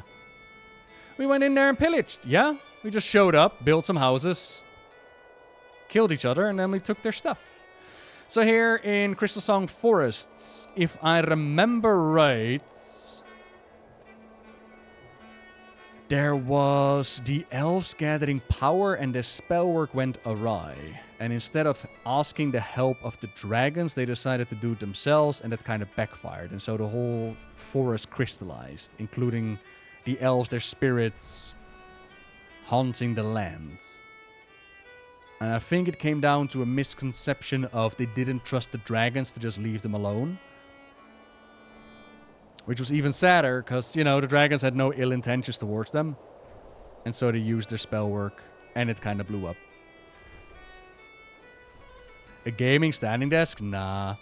In my experience, those gaming chairs and whatnot are not worth the... I'm not going to call them a scam, because they're a product as anything, but they're not worth it compared to the quality you can get and not have to call it a gaming chair. I had one of those race car thingies, you know what I mean? It was sitting on plastic pedals. It hurt my body. I'm old. I need ergonomic stuff. So would recommend, yes. Over here in the Storm Peaks, and this is one of the cooler parts of Wrath of the Lich King, is that eventually you got flying, and you unlock like more parts of the story, more of the zone. And one of the things that we uncovered in the Storm Peaks is recall the story about Arthas picking up Frostmourne and sacrificing whatever it took, including his longtime friends Myrddin Bronzebeard. Well, turns out that Myrddin didn't die. I know! Myrddin was only knocked out and then left in the snow. And then when he woke up, he had like a massive headache and he had amnesia. So, the badass that he is, because he's still a Bronzebeard, he eventually starts to like wrangle a worm or something like that. He meets the frost dwarves of the area. And he's such a badass that they make him king. How you like them apples? So he didn't die, he became a king in his area, so that's kind of cool. And we find him and we reconnect him with, I believe Bran was the first, and then this time Magni was still fleshy, so Magni eventually shows up. Because Magni, in his grief over losing Myrddin, forged the Ashbringer. Like, when he forged the Ashbringer, he thought that Myrddin was dead, which was not the case. So Myrddin came back, became a king here, which is also why, these days, with the whole Council of Three Hammers, that Magni feels like Myrddin is in the spot where he's supposed to be. That he is a much better ruler than Magni ever was. So yeah. This also, like the Titan Road that we spoke about. Similar thing connected here. I remember the Gobbo area as like an explodey area. Cave 3. I'm trying to remember. There's the Vrykul Proving Grounds. With the future Valkyrians trying to get to them. And we ally with a witch who gives us a disguise to make us look like them. And we infiltrate their sisterhoods. And we get to ride on like a battle bear and whatnot. And we get to learn more about their culture, about how they want to prove themselves in order to be worthy of becoming a Valkyr. Now, of course, we would later find out that the Valkyr who served the Lich King were not doing so out of kindness and warmness of their hearts. It wasn't exactly a great job, but this is something that history repeats itself. The origin of the Valkyr has changed over the years, because Wrath of the Lich King came before Legion, right?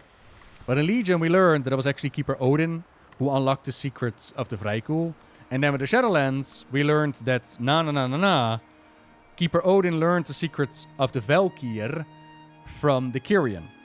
So he sacrificed one of his eyes to Muzala, to the jailer, gazed into the Shadowlands and learned about the Vrykul. Learned about the Valkyr. And with that knowledge, he made his Valkyr. He made this whole... prove yourself worthy and we will escort your soul up to my halls. And then Halfyy was being forced to serve. And from that, Arthas the Lich King would then take his spin on it. Whereas story-wise, the way we got the information is the other way around.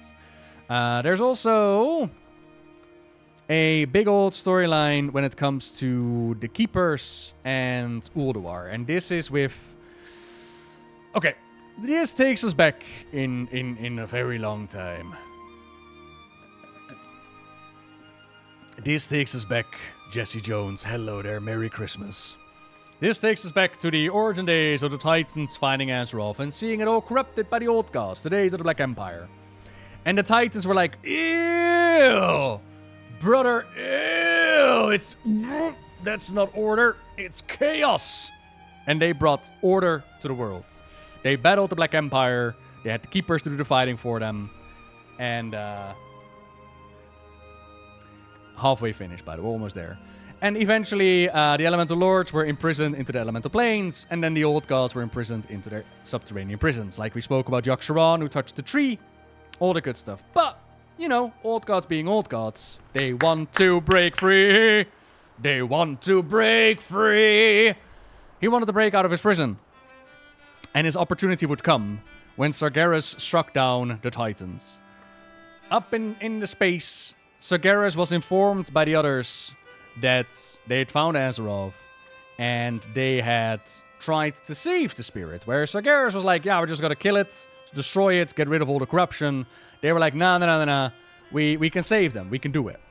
And Sargeras did not believe them. At that point in time, he would come back. Whatever. He was fell infused, which the Titans are weak against. Had like his Burning Legion and whatnot. And he struck down the Titans. First he did Agramar, which he completely killed. And then the other ones, they were able to get into a bubble before he like struck them down completely.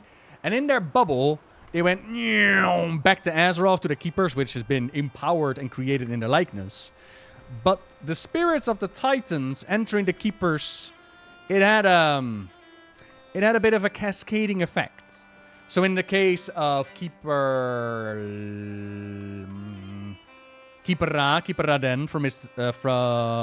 Pandaria, Keeper Ra was the smartest of the Keepers and eventually figured out what happened to the Titans, and he fell into a full-blown depression, which would lead to the Mogu, the Curse of Flash, the Rebellion, all the good stuff, and eventually the Thunder King.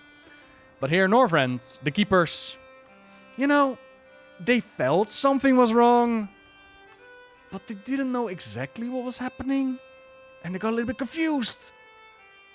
A little bit weakened.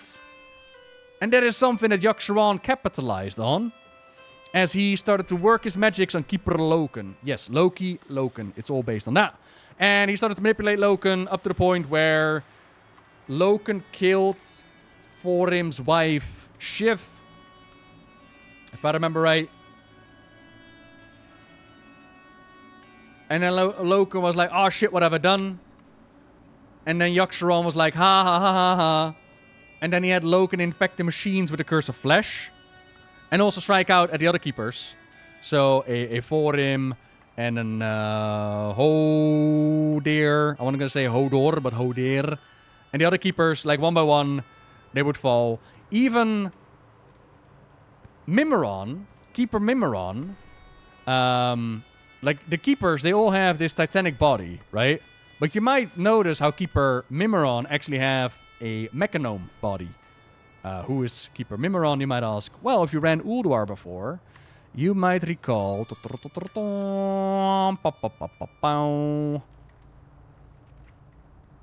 Like, notice how, you know, Freya has like a Keeper-esque body, and then Thorim has a Keeper-esque body, and Hodir has a Keeper-esque body. And then there's Mimiron. Oh, this is not the design of the Titans. Oh. I mean, he might have looked out a little bit like this because he was the one who like invented Mechanomes. But the Mechanomes found their struck down Keeper, and they took like his body and they took his spirit and they placed him into a robot form. So that was that. And slowly but surely, over time, Yogg-Saron weakened the bonds that held him in place in Ulduar, until the one that was imprisoned actually ran the prison. And the whole place was corrupted, and slowly but surely was wiggling his way out of his prison.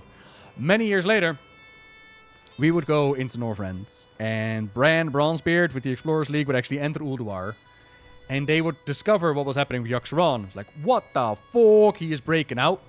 And we will get a pretty cool cutscene that's going to play in a moment. We also have the Halls of Lightning and the Halls of Stone, where we actually confront Keeper Loken and his corruption.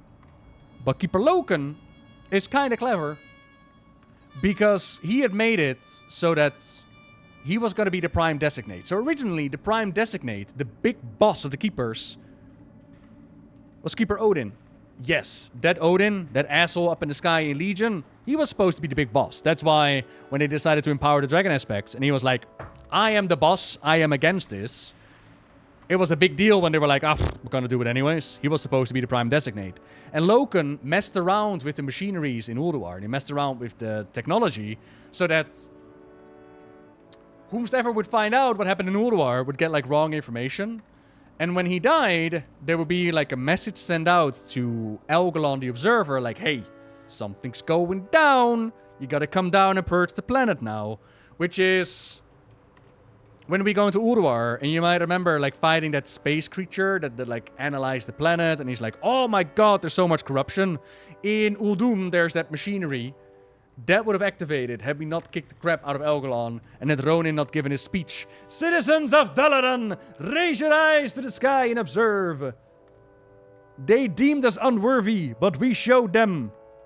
We showed them we are worthy of life. As well as the patch for Ulduar was, of course, very much connected to the Wrathgate and the Battle for the Undercity. Because at this point in time, the Alliance and the Horde were supposed to be working together with each other for the glory of Azeroth. But as you can imagine, not everybody was down with that.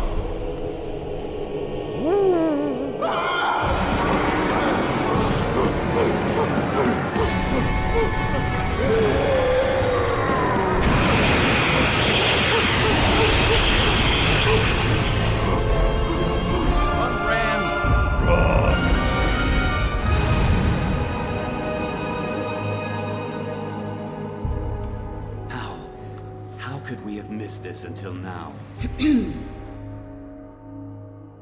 Oh man. King Varian, thank you for coming on such short notice. What's this all about, Ronin? I've called you here to ask for your help, while our efforts against the Lich King press on. So at this point, you also gotta imagine, like, Jaina was a great help for Varian when he was separated by Onyxia. Jaina is the one who gave him those twin blades, which would eventually become Charlemagne. They still need to explain more about those blades, in my opinion. So Jaina was a trusted friend to Varian, also followed him into the Battle for the Undercity and prevented him from striking out a Thrall. So here they ask, you know, Ronin legends ask for their aid, and Varian answers the call. But they're not the only ones who are being invited. Bran here has brought us frightening news of the horrors beneath Ulduar and of its dark prisoner. Prisoner? Huh. With its binding shattered, its influence unchecked, it's gonna come after us, and we're gonna be the prisoners. You can see now what we're up against. If this evil is not stopped, then the armies of the Death God will march on our doorstep. You'll have to excuse me. Cutscenes have gotten so far, man. Well, what do you propose we do? Thrall, what are you doing here? Thrall, what are you doing here so soon? Your The summons sounded dire, Jaina. dire. What's happened? Bran Bronzebeard's forces assaulted the gates of Ulduar. They battled the Iron Lords and their cursed minions. That I will say about Ulduar, being able to pick your difficulty by doing certain things in the raid itself. Not just a slider, but actually, you know, take down certain pillars and whatnot, or don't. Ask the aid of certain keepers, or don't. Cool mechanic. I wouldn't mind seeing that come back in. Immersive action! Immersive action!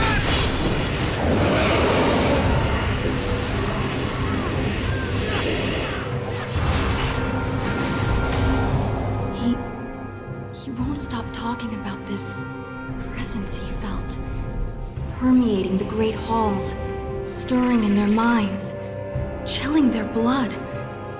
He said, the horror that the Titans imprisoned so long ago, Yogg-Saron has awakened.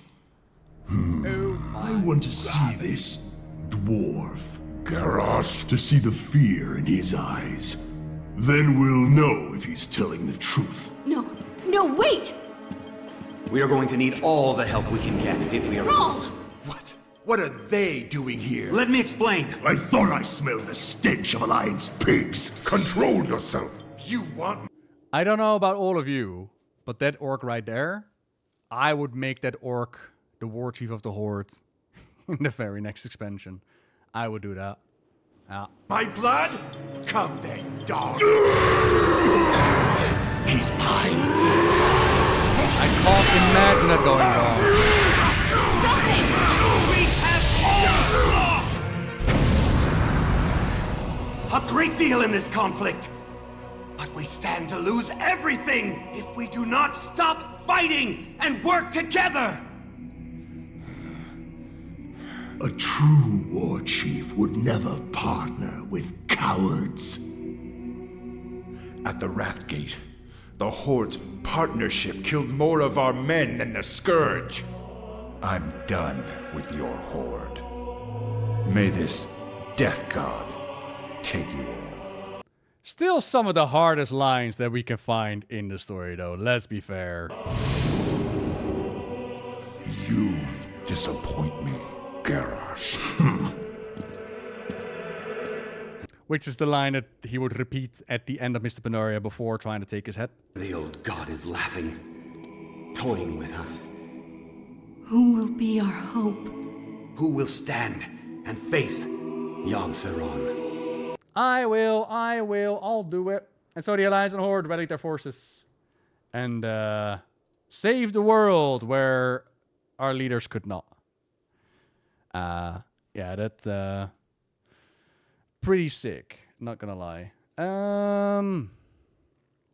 Who canonically killed Yogg? I would have to double check the chronicles, but I think it's I think it's Bran assisted by Horde and Alliance adventurers who rose up to the call. I think both sides have been given credit for going in. But I would have to double check the chronicles to be 100% sure about that. Yeah, adventurers. Yeah. I know that it's in the line of while the Alliance and Horde were struggling to work together with each other, the old god laughed in their face. Ha ha ha ha ha. But thankfully the world of Azeroth was not alone. Its defenders, blah blah blah, rolled up and were like, hello, we'll do it. So yeah, we would actually go into Ulduar. And as I mentioned, Loken was terrified that people would discover what he had done. That the Titans, most of all, like, again, the whole destruction of the Titans. Or that Elgalon would show up and be like, Loken, what have you done? Because they had, when the Titans left Azeroth, they left behind the discs of Norganon, which would record all the history that took place on the planet. And from those discs, like, imagine if somebody actually read those, right? This is the reason why Keeper Tyr, Iron Aya, Arcadis, and all that. This is why they ran away from Ulduar with the discs of Norganon, which we can find in Uldaman. That's the whole reason why they left Ulduar. That's why Tyr sacrificed himself in order to blow up those Kafraxi. And which is why when we, so many years later, showed up here, Loken was still terrified. And upon killing him, as I mentioned, we got observed, we got scanned, and we smacked some sense into them. One really cool part to mention, in my opinion, is the speculation that... You're too kind, Lemonation. Is the speculation connected to Yogg-Saron, because once upon a time, we would go into Yogg-Saron's head, and there were visions that were playing out inside of his mind. There's one vision about Corona killing Varian's father. There's one vision about the creation of the Dragon Soul. And there's one vision about the Lich King tormenting Bolvar. And that was a bit of a, that was a bit of a teaser as to what was going to come, because we didn't know if Bolvar was alive or not, right? But the question became, like, why does Yogg-Saron show us these memories? And he always has, like, a line connected to it. So the Dragon Soul was easy enough. Like, the old gods influenced Deathwing into making the Dragon Soul. So that is clearly connected to the old gods. So from that point of view, does that mean that Corona's corruption, influence of killing King Lane, back with, like, the Horde invasion, is that also rooted in Old God's corruption? We do know that Cho'Gall and the Twilight Hammer are very much Team Old God. So does that have to do with it? And then the question became, Veldras, thank you very, very much. If those are in line with the Old God's corruption, then how come there's a connection to the Lich King? And you might recall that Yogg-Saron is like, bow down to the true god of death. Like, oh shit, you're the true god of death. What the heck? Also, many years people were wondering, like, what happened to Keeper Tyr, because he wasn't at his tower, and that's where the speculation came from Tyr's fall, which by now has actually been confirmed. But the connection to Yogg-Saron and the Lich King can be found once we go into Icecrown Citadel. And what we learn in Icecrown is that there's this substance that can be found. Serenite. Serenite, like Azerite, but not the same. Serenite is like the crystallized blood of the old god Yogg-Saron, which again, it's gives credit to actually how big the old god is, the size of Northrend. And the undead are massively mining this Serenite, and they're building up Icecrown Citadel out of this Serenite from Yogg-Saron. And so the speculation became, is Yogg-Saron influencing the Lich King in his choices? Like, what is happening here? And a fair bit of speculation happened there. I'm trying to remember, like in Legion, with the Shards of Frostmourne, the Death Knights would make an artifact, and throughout the world there were like images of the Lich King that were taunting them. Like, you still follow his path. I'm guessing by this time that has to do with Zovaal the Jailer. But back then, the limitless potential was still there. And people were speculating, people were wondering. So here we got Tyrion Vordring leading the Argent Crusade into battle, into Icecrown, the heart of the Lich King for Undead Scourge army. I have seen Arcane, by the way. Loved Arcane. And we led the charge, the light leaned the way. There was a bit of infighting between the Alliance and the Horde. I remember something about the Horde's backstabbing the Alliance, some of the gates. Somewhere that happened. The fuck is this? Is that a spider? Is that a spider target dummy? What the fuck is this? Oh yeah, it's Nerubian, ain't it? Cool. Sorry, I'm noticing things from time to time. Like, have I ever seen this in my life? Yeah, probably. So up in the sky, we see 2 airships. And again, like the Alliance and Horde conflict was kind of going on, as it usually does. The Alliance and Horde fighting each other off, trying to focus on the big bad. But eventually we would figure out that Bolvar was still alive, and they saw Bolvar...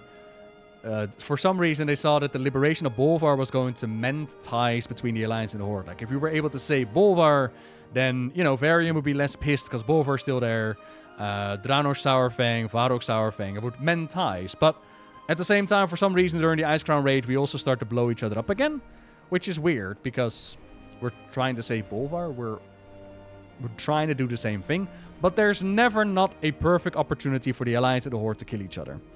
We're also flying over Sindragosa's Rest. If you remember the introductionary cutscene for Wrath the Lich King, where Arthas stabs the world with Frostmourne and then the dragon comes out, that is Sindragosa. Sindragosa was the prime mate of Malygos back in the War of the Ancients. And during the War of the Ancients, the Dragon Soul was created, Deathwing struck out, and Sindragosa was hurt bad.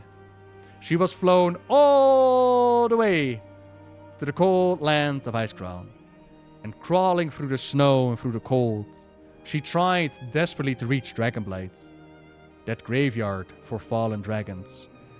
And in her mind, as the life was bleeding out of her, hatred and vengeance filled her up. Hatred for mortals, hatred for Malygos, for Deathwing, for everything. She hated everything. Hatred had filled her up before she died. And then many years later, Arthur showed up with Frostmourne, and he was like, yeah, I'm gonna rescue you now, similar to what he'd done with Sephiroth. I'm gonna resurrect you and make you an undead dragon. And then she started to yell really loudly about magics and make everybody's ears hurt. So that wasn't too pleasant. But we went into Icecrown and we took care of business, and then later in Dragonblight, we would actually put her spirit to rest, which was a really cute questline, not gonna lie. I think they've done really well with that. She was blind. I think she was blinded. She was bleeding. She was crawling. She couldn't really fly anymore. It was bad. Like, you gotta imagine that the other blue dragons, they were drained like a raisin. She made it to Icecrown, but not Dragonblight. Wouldn't Dragonblight be closer? So, in essence, the way there was, like, they were fighting at the Well of Eternity at that area. Massive explosions and magics, and she was flown over the horizon. Whee! So, as the explosion, she landed in Icecrown. And then, as she landed here, she tried to crawl her way back into Dragonblight. So, it's not like she flew to Icecrown and then decided, oh, shit, let me turn around. It was just, she was blown all the way here. And then she was nearly dead as she tried to crawl back out, and she couldn't reach there. In this area, we also have the Sen Lane story with the blade.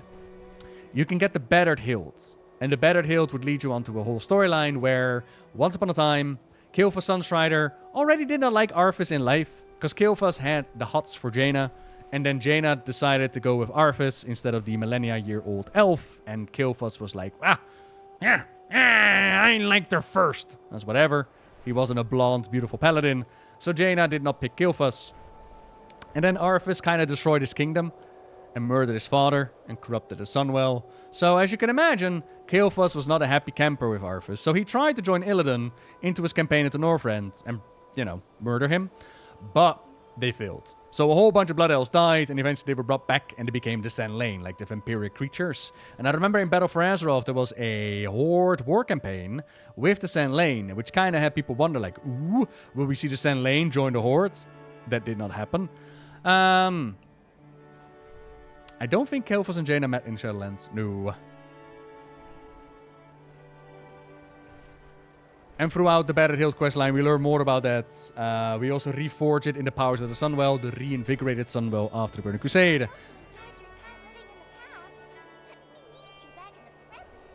We need you back in the present, Zoval. Can you stop enjoying the zone that you were enjoying, and can you join the rest of us in the current expansion? No. No, I cannot, Chromie. Let me enjoy my area. Alright? It's my space, my area. So, yeah, we learn more about the Sand Lane. This is also the spot where we would run into Mal'Ganis again, where he gives us that line like, ha ha ha, you will never defeat him without me.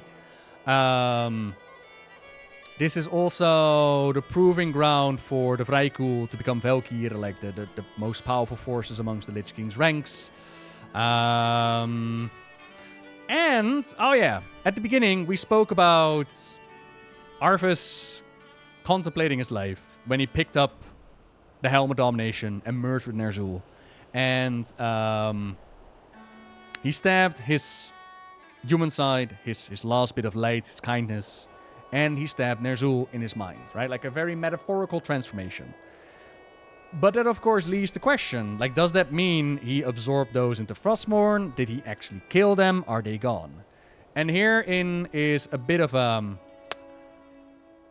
pickle, a bit of a difficulty to answer that question, because I think it was more like a metaphorical rise rather than an actual getting rid of them.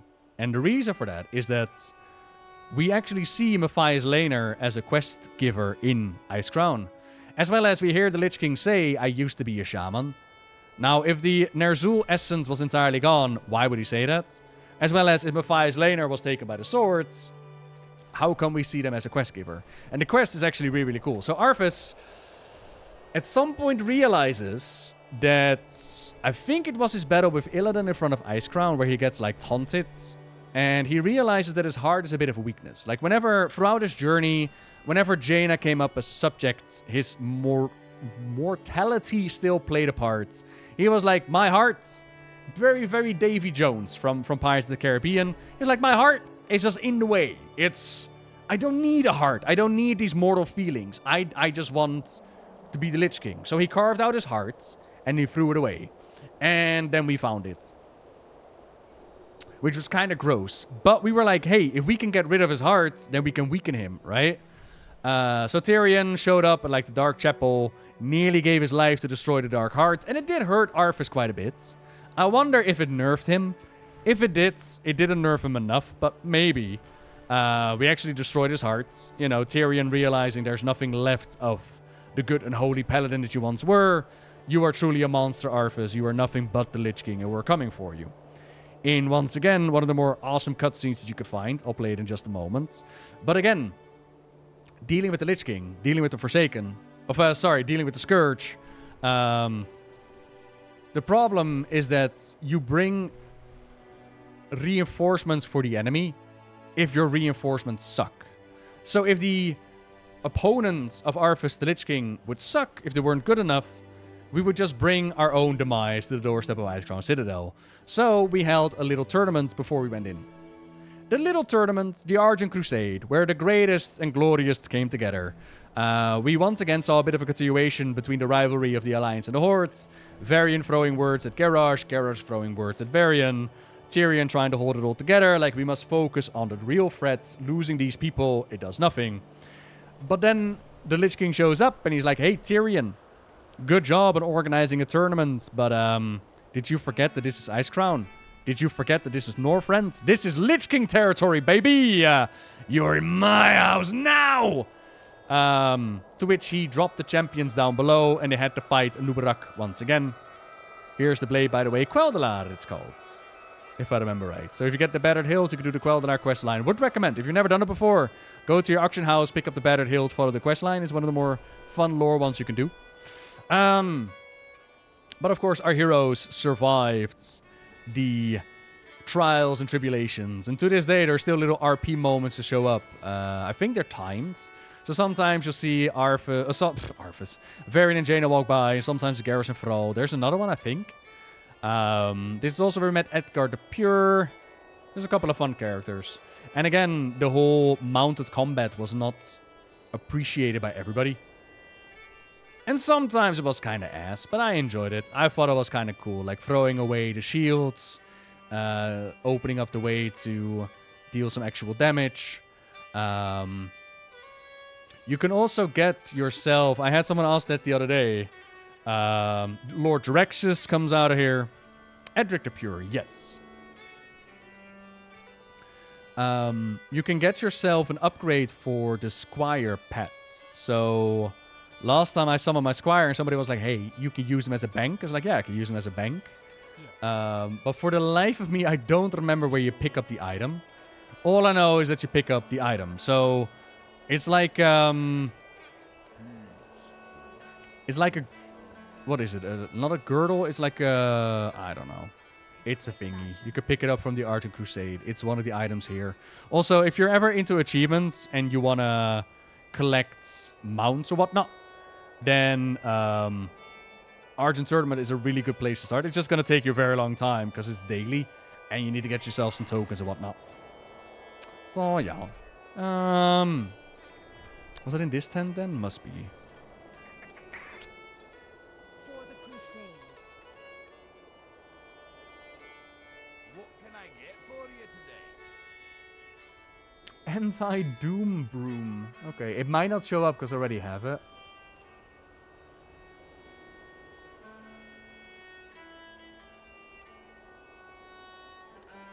Bunch of gears, well, 180 days, my lord.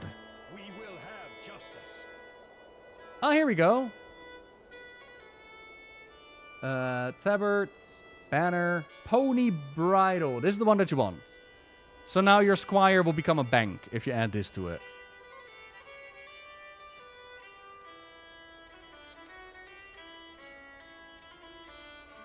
Are these transferable? Your champion seals? They are. Ooh, let's go. Let's go.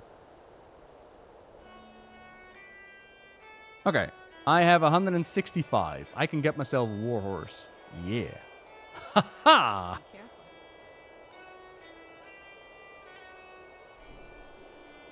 Now I have an Argent warhorse. Y'all jealous?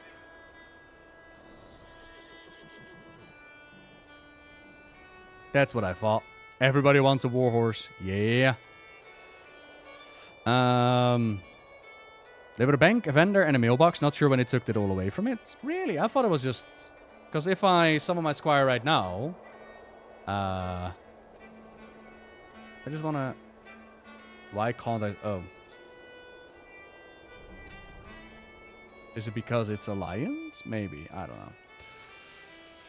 Anyways, when I summon it, I could tell it, like, hey, become a bank and whatnot. What else did I say? Okay, so we did the Crusaders trial. We proved ourselves in combat. The Lich King shows up and Nubarak goes down again. We prevented infiltration. There was also merely a flesh wound, which is a reference to Monty Python and the Black Knights. Or the Dark Knight. The Black Knight kind of shows up. It's kind of cool. And then... it was time to assault Icecrown. But it didn't just go in and we're like, okay, hello, Arthas, my old friends. There were steps to be taken. Things to be done. And so the Alliance joined Jaina, whereas the Horde joined Sylvanas. And to this day, I'm still a little bit flabbergasted that Sylvanas did not join when we took out Arthas at the end. But whatever, they at least got the dungeons. And there were 3 dungeons connected to each other in a singular story. We started with...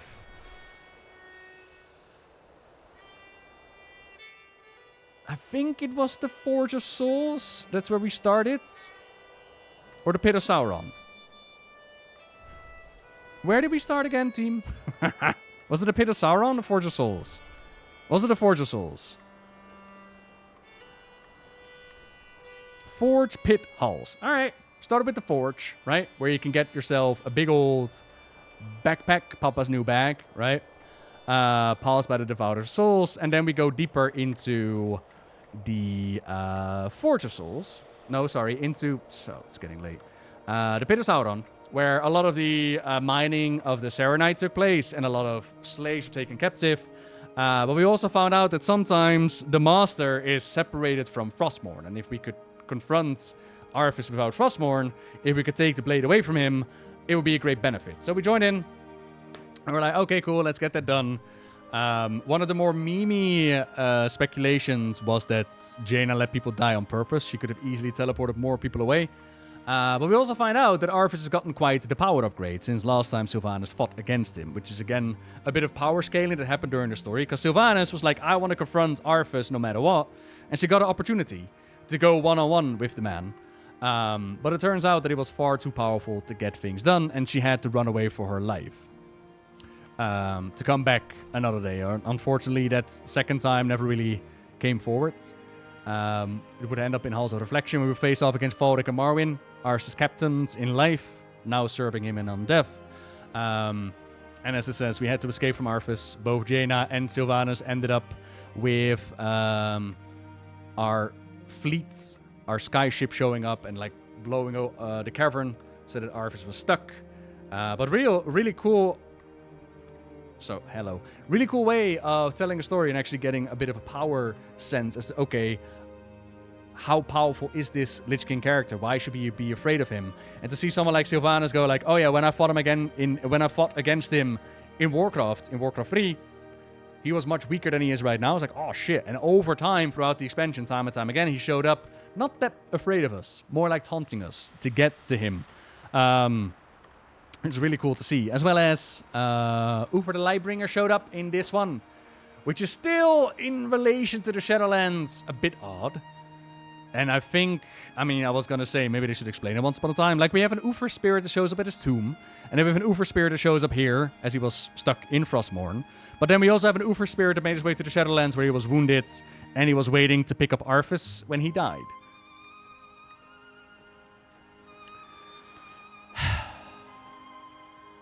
You know, it didn't have to be that way. You invented that storyline. Didn't have to invent that storyline. Did not have to come up with the jailer. Could have just kept well enough alone. Anyways, we tried to separate him from Frostmourne. Did not happen. And so we had to do it the hard way. We had to gather our forces, go into Icecrown Citadel. And for that, they gave us one of the more hard-ass, badass cutscenes.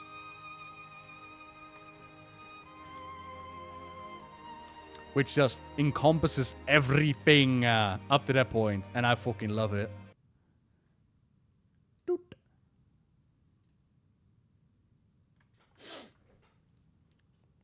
Play.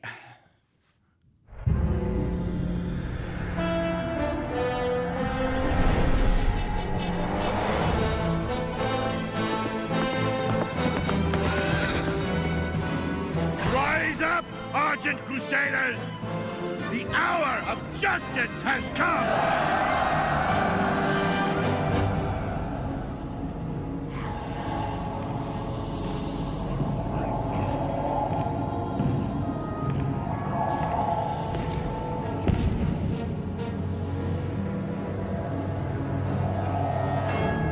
Can you feel it, my son? Closing in all around you. The light's justice has been awakened. The sins of the past have finally caught up to you. You will be called to account for all the atrocities you've committed.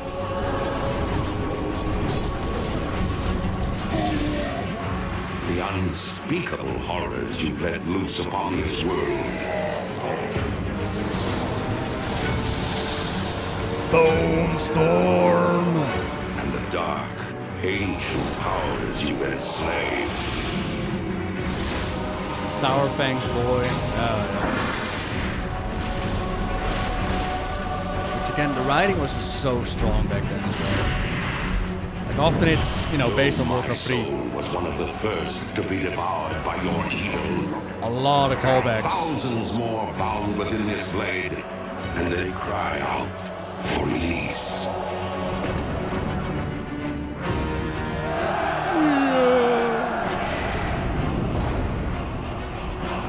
Look now to your defenses, my son, for the champions of justice gather at your gates.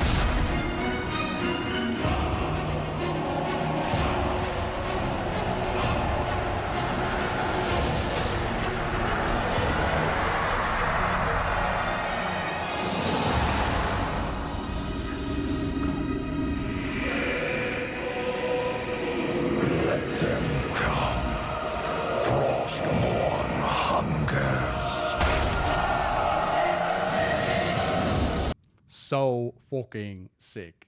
One of my favorites, honestly. One of my favorite intro cutscenes that they've ever done. So as we could see, quickly fly by in that is as you go through the raid. My pleasure, stars. A lot of the themes come back in. So one of the bosses was actually Saurfang's son, the one who died at the Wrathgate. And we learned from Yogg-Saron's vision that he's been torturing Bolvar to try to convert him to join him on his side. And the difference is that Bolvar was resurrected in the Dragon Flame, whereas Saurfang's soul was just instantly taken up by Frostmourne. And I'm mad at them for creating the jailer. I'm not happy with it. I don't think I would connect it to mad. More disappointing. Like it's just, it wasn't needed. It sucks. Nothing of value was gained.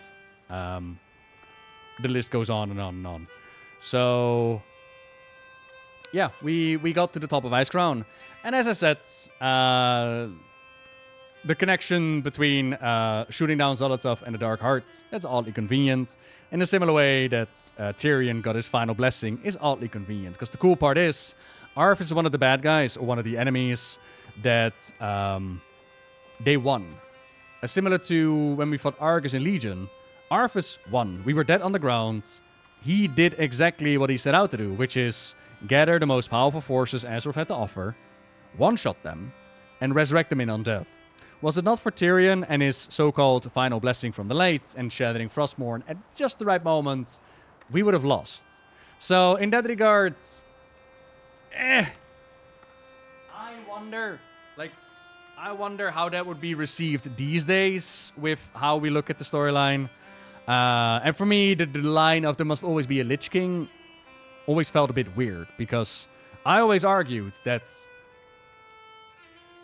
it counters what they've done so far. So Arthas wanted the most powerful force to be at the top of Icecrown, which is us, and he wanted to resurrect it. So we have already proven that we are more powerful than anything else he has in his army. But okay, fair enough. Maybe it's the numbers. Like, maybe the undead could outnumber us, and so they would overwhelm the world. And I was like, okay. Then Bolvar puts on the helmet, guides all the undead to the Pit of Sauron. The dragons, they do their deep breath attack, and we win. Then you could just get rid of the Lich King. I'd never understood the whole mindset of there must always be a Lich King. And unfortunately, they haven't done anything with that either. Because we had the Shadowlands pre-event, and that's about it. Then the helmet was ripped apart. There is no Lich King. And we're perfectly fine. So the Bolvar sitting on the top of Icecrown in the Frozen Throne didn't lead anywhere. And you can meme about it like, oh yeah, it was just not necessary. But it could have led somewhere. You could have used this in a much better way. But, you know. Yeah, the Pit of Sauron. I mean, tell me that is not the naming scheme that they're going with. Right? Sauronite, Saronite. So the aftermath of Wrath of the Lich King is that Sylvanas, Windrunner, and the Forsaken, they wrapped up their storyline. And now they had to come up with some other reason, some other way for the Forsaken to exist. And up to this point, they their entire storyline was based upon serving the Dark Lady based upon getting vengeance upon Arthas. And now what? Job complete, right? Yeah, okay, fair enough. Bolvar still there, but job complete. And what they decided to do is have Sylvanas throw herself on the top of Icecrown. And by doing so, she ended up in Hell. She ended up in the Maw. And she made a bargain with the Valkyr because she didn't want to be in Hell. And at that point in time, her motivation became to stay alive. Later, they added the Jailer to this story arc. So not only did she get in touch with the Valkyr at that point, also with the Jailer, who showed her that the afterlife is unfair. You're being judged upon your actions in life in the predestined world. We're going to rewrite the universe. You're just going to be tortured. Yes, I look like a walking Frostmourne, but you could totally trust me. Sylvanas started to work with the source behind Arthas the Lich King. And that is something that I'm just like, who in the writing room was like, this is a good idea? Like, the whole characterization of Sylvanas up to this point is to claim vengeance upon Arthas. And now you're going to make her work together with the thing that created Arthas. You better have some really solid arguments and storylines to make that happen. And they didn't, in my opinion. But we'll get to that more when we get to the Shadowlands exploration. Beyond that, Bolvar picked up the Helmet of Domination to keep the undead in check. Came back a little bit in Legion with the Felamalorn Artifact Quest 9. As well as the Shards of Frostmourne. And there was this speculation at some point that Bolvar was being a little bit dodgy. Making Death Knights, sending them out on missions on his own. And it's like, Bolvar, what are you up to, buddy? Are you a little bit falling to the dark side? But again, that didn't go anywhere either. Instead, he lost to Sylvanas, which I know a lot of people are upset about Bolvar losing to Sylvanas at the top of Icecrown. In my opinion, Bolvar was holding back the necromantic powers of the Lich King, didn't want to fall into them, whereas Sylvanas was now being juiced up by the source behind it. So I can see her win against Bolvar. It just sucks that Bolvar had to lose. And the whole characterization of Bolvar in the Shadowlands, it just sucks because they literally have his daughter berate him for being a hero. Ah, we are all the Flash, Papa. You suffered at the top of Icecrown, but so did I. I had to live in Kaltiras and be surrounded by loved ones while you froze your ass off. Could you not have sent me a Christmas card, Papa? How dare you become the Lich King and hold off the endless undead armies? I'm not even memeing, by the way. That is her stay a while with Bolvar, where she just fucking berates him. Muradin returns and became part of the Council of Three Hammers eventually. Ulduar we liberated, of course. I think that's Northrend done. Anybody got any questions about Northrend? I saw some other questions as well, but anybody got any more questions about Northrend? Because otherwise, I think we have done our exploration Northrend. Yes, Papa. And Zoval, Vengeance Incarnate, has learned to be level 70. Holy, we're already level 70. What? Kinda insane, not gonna lie.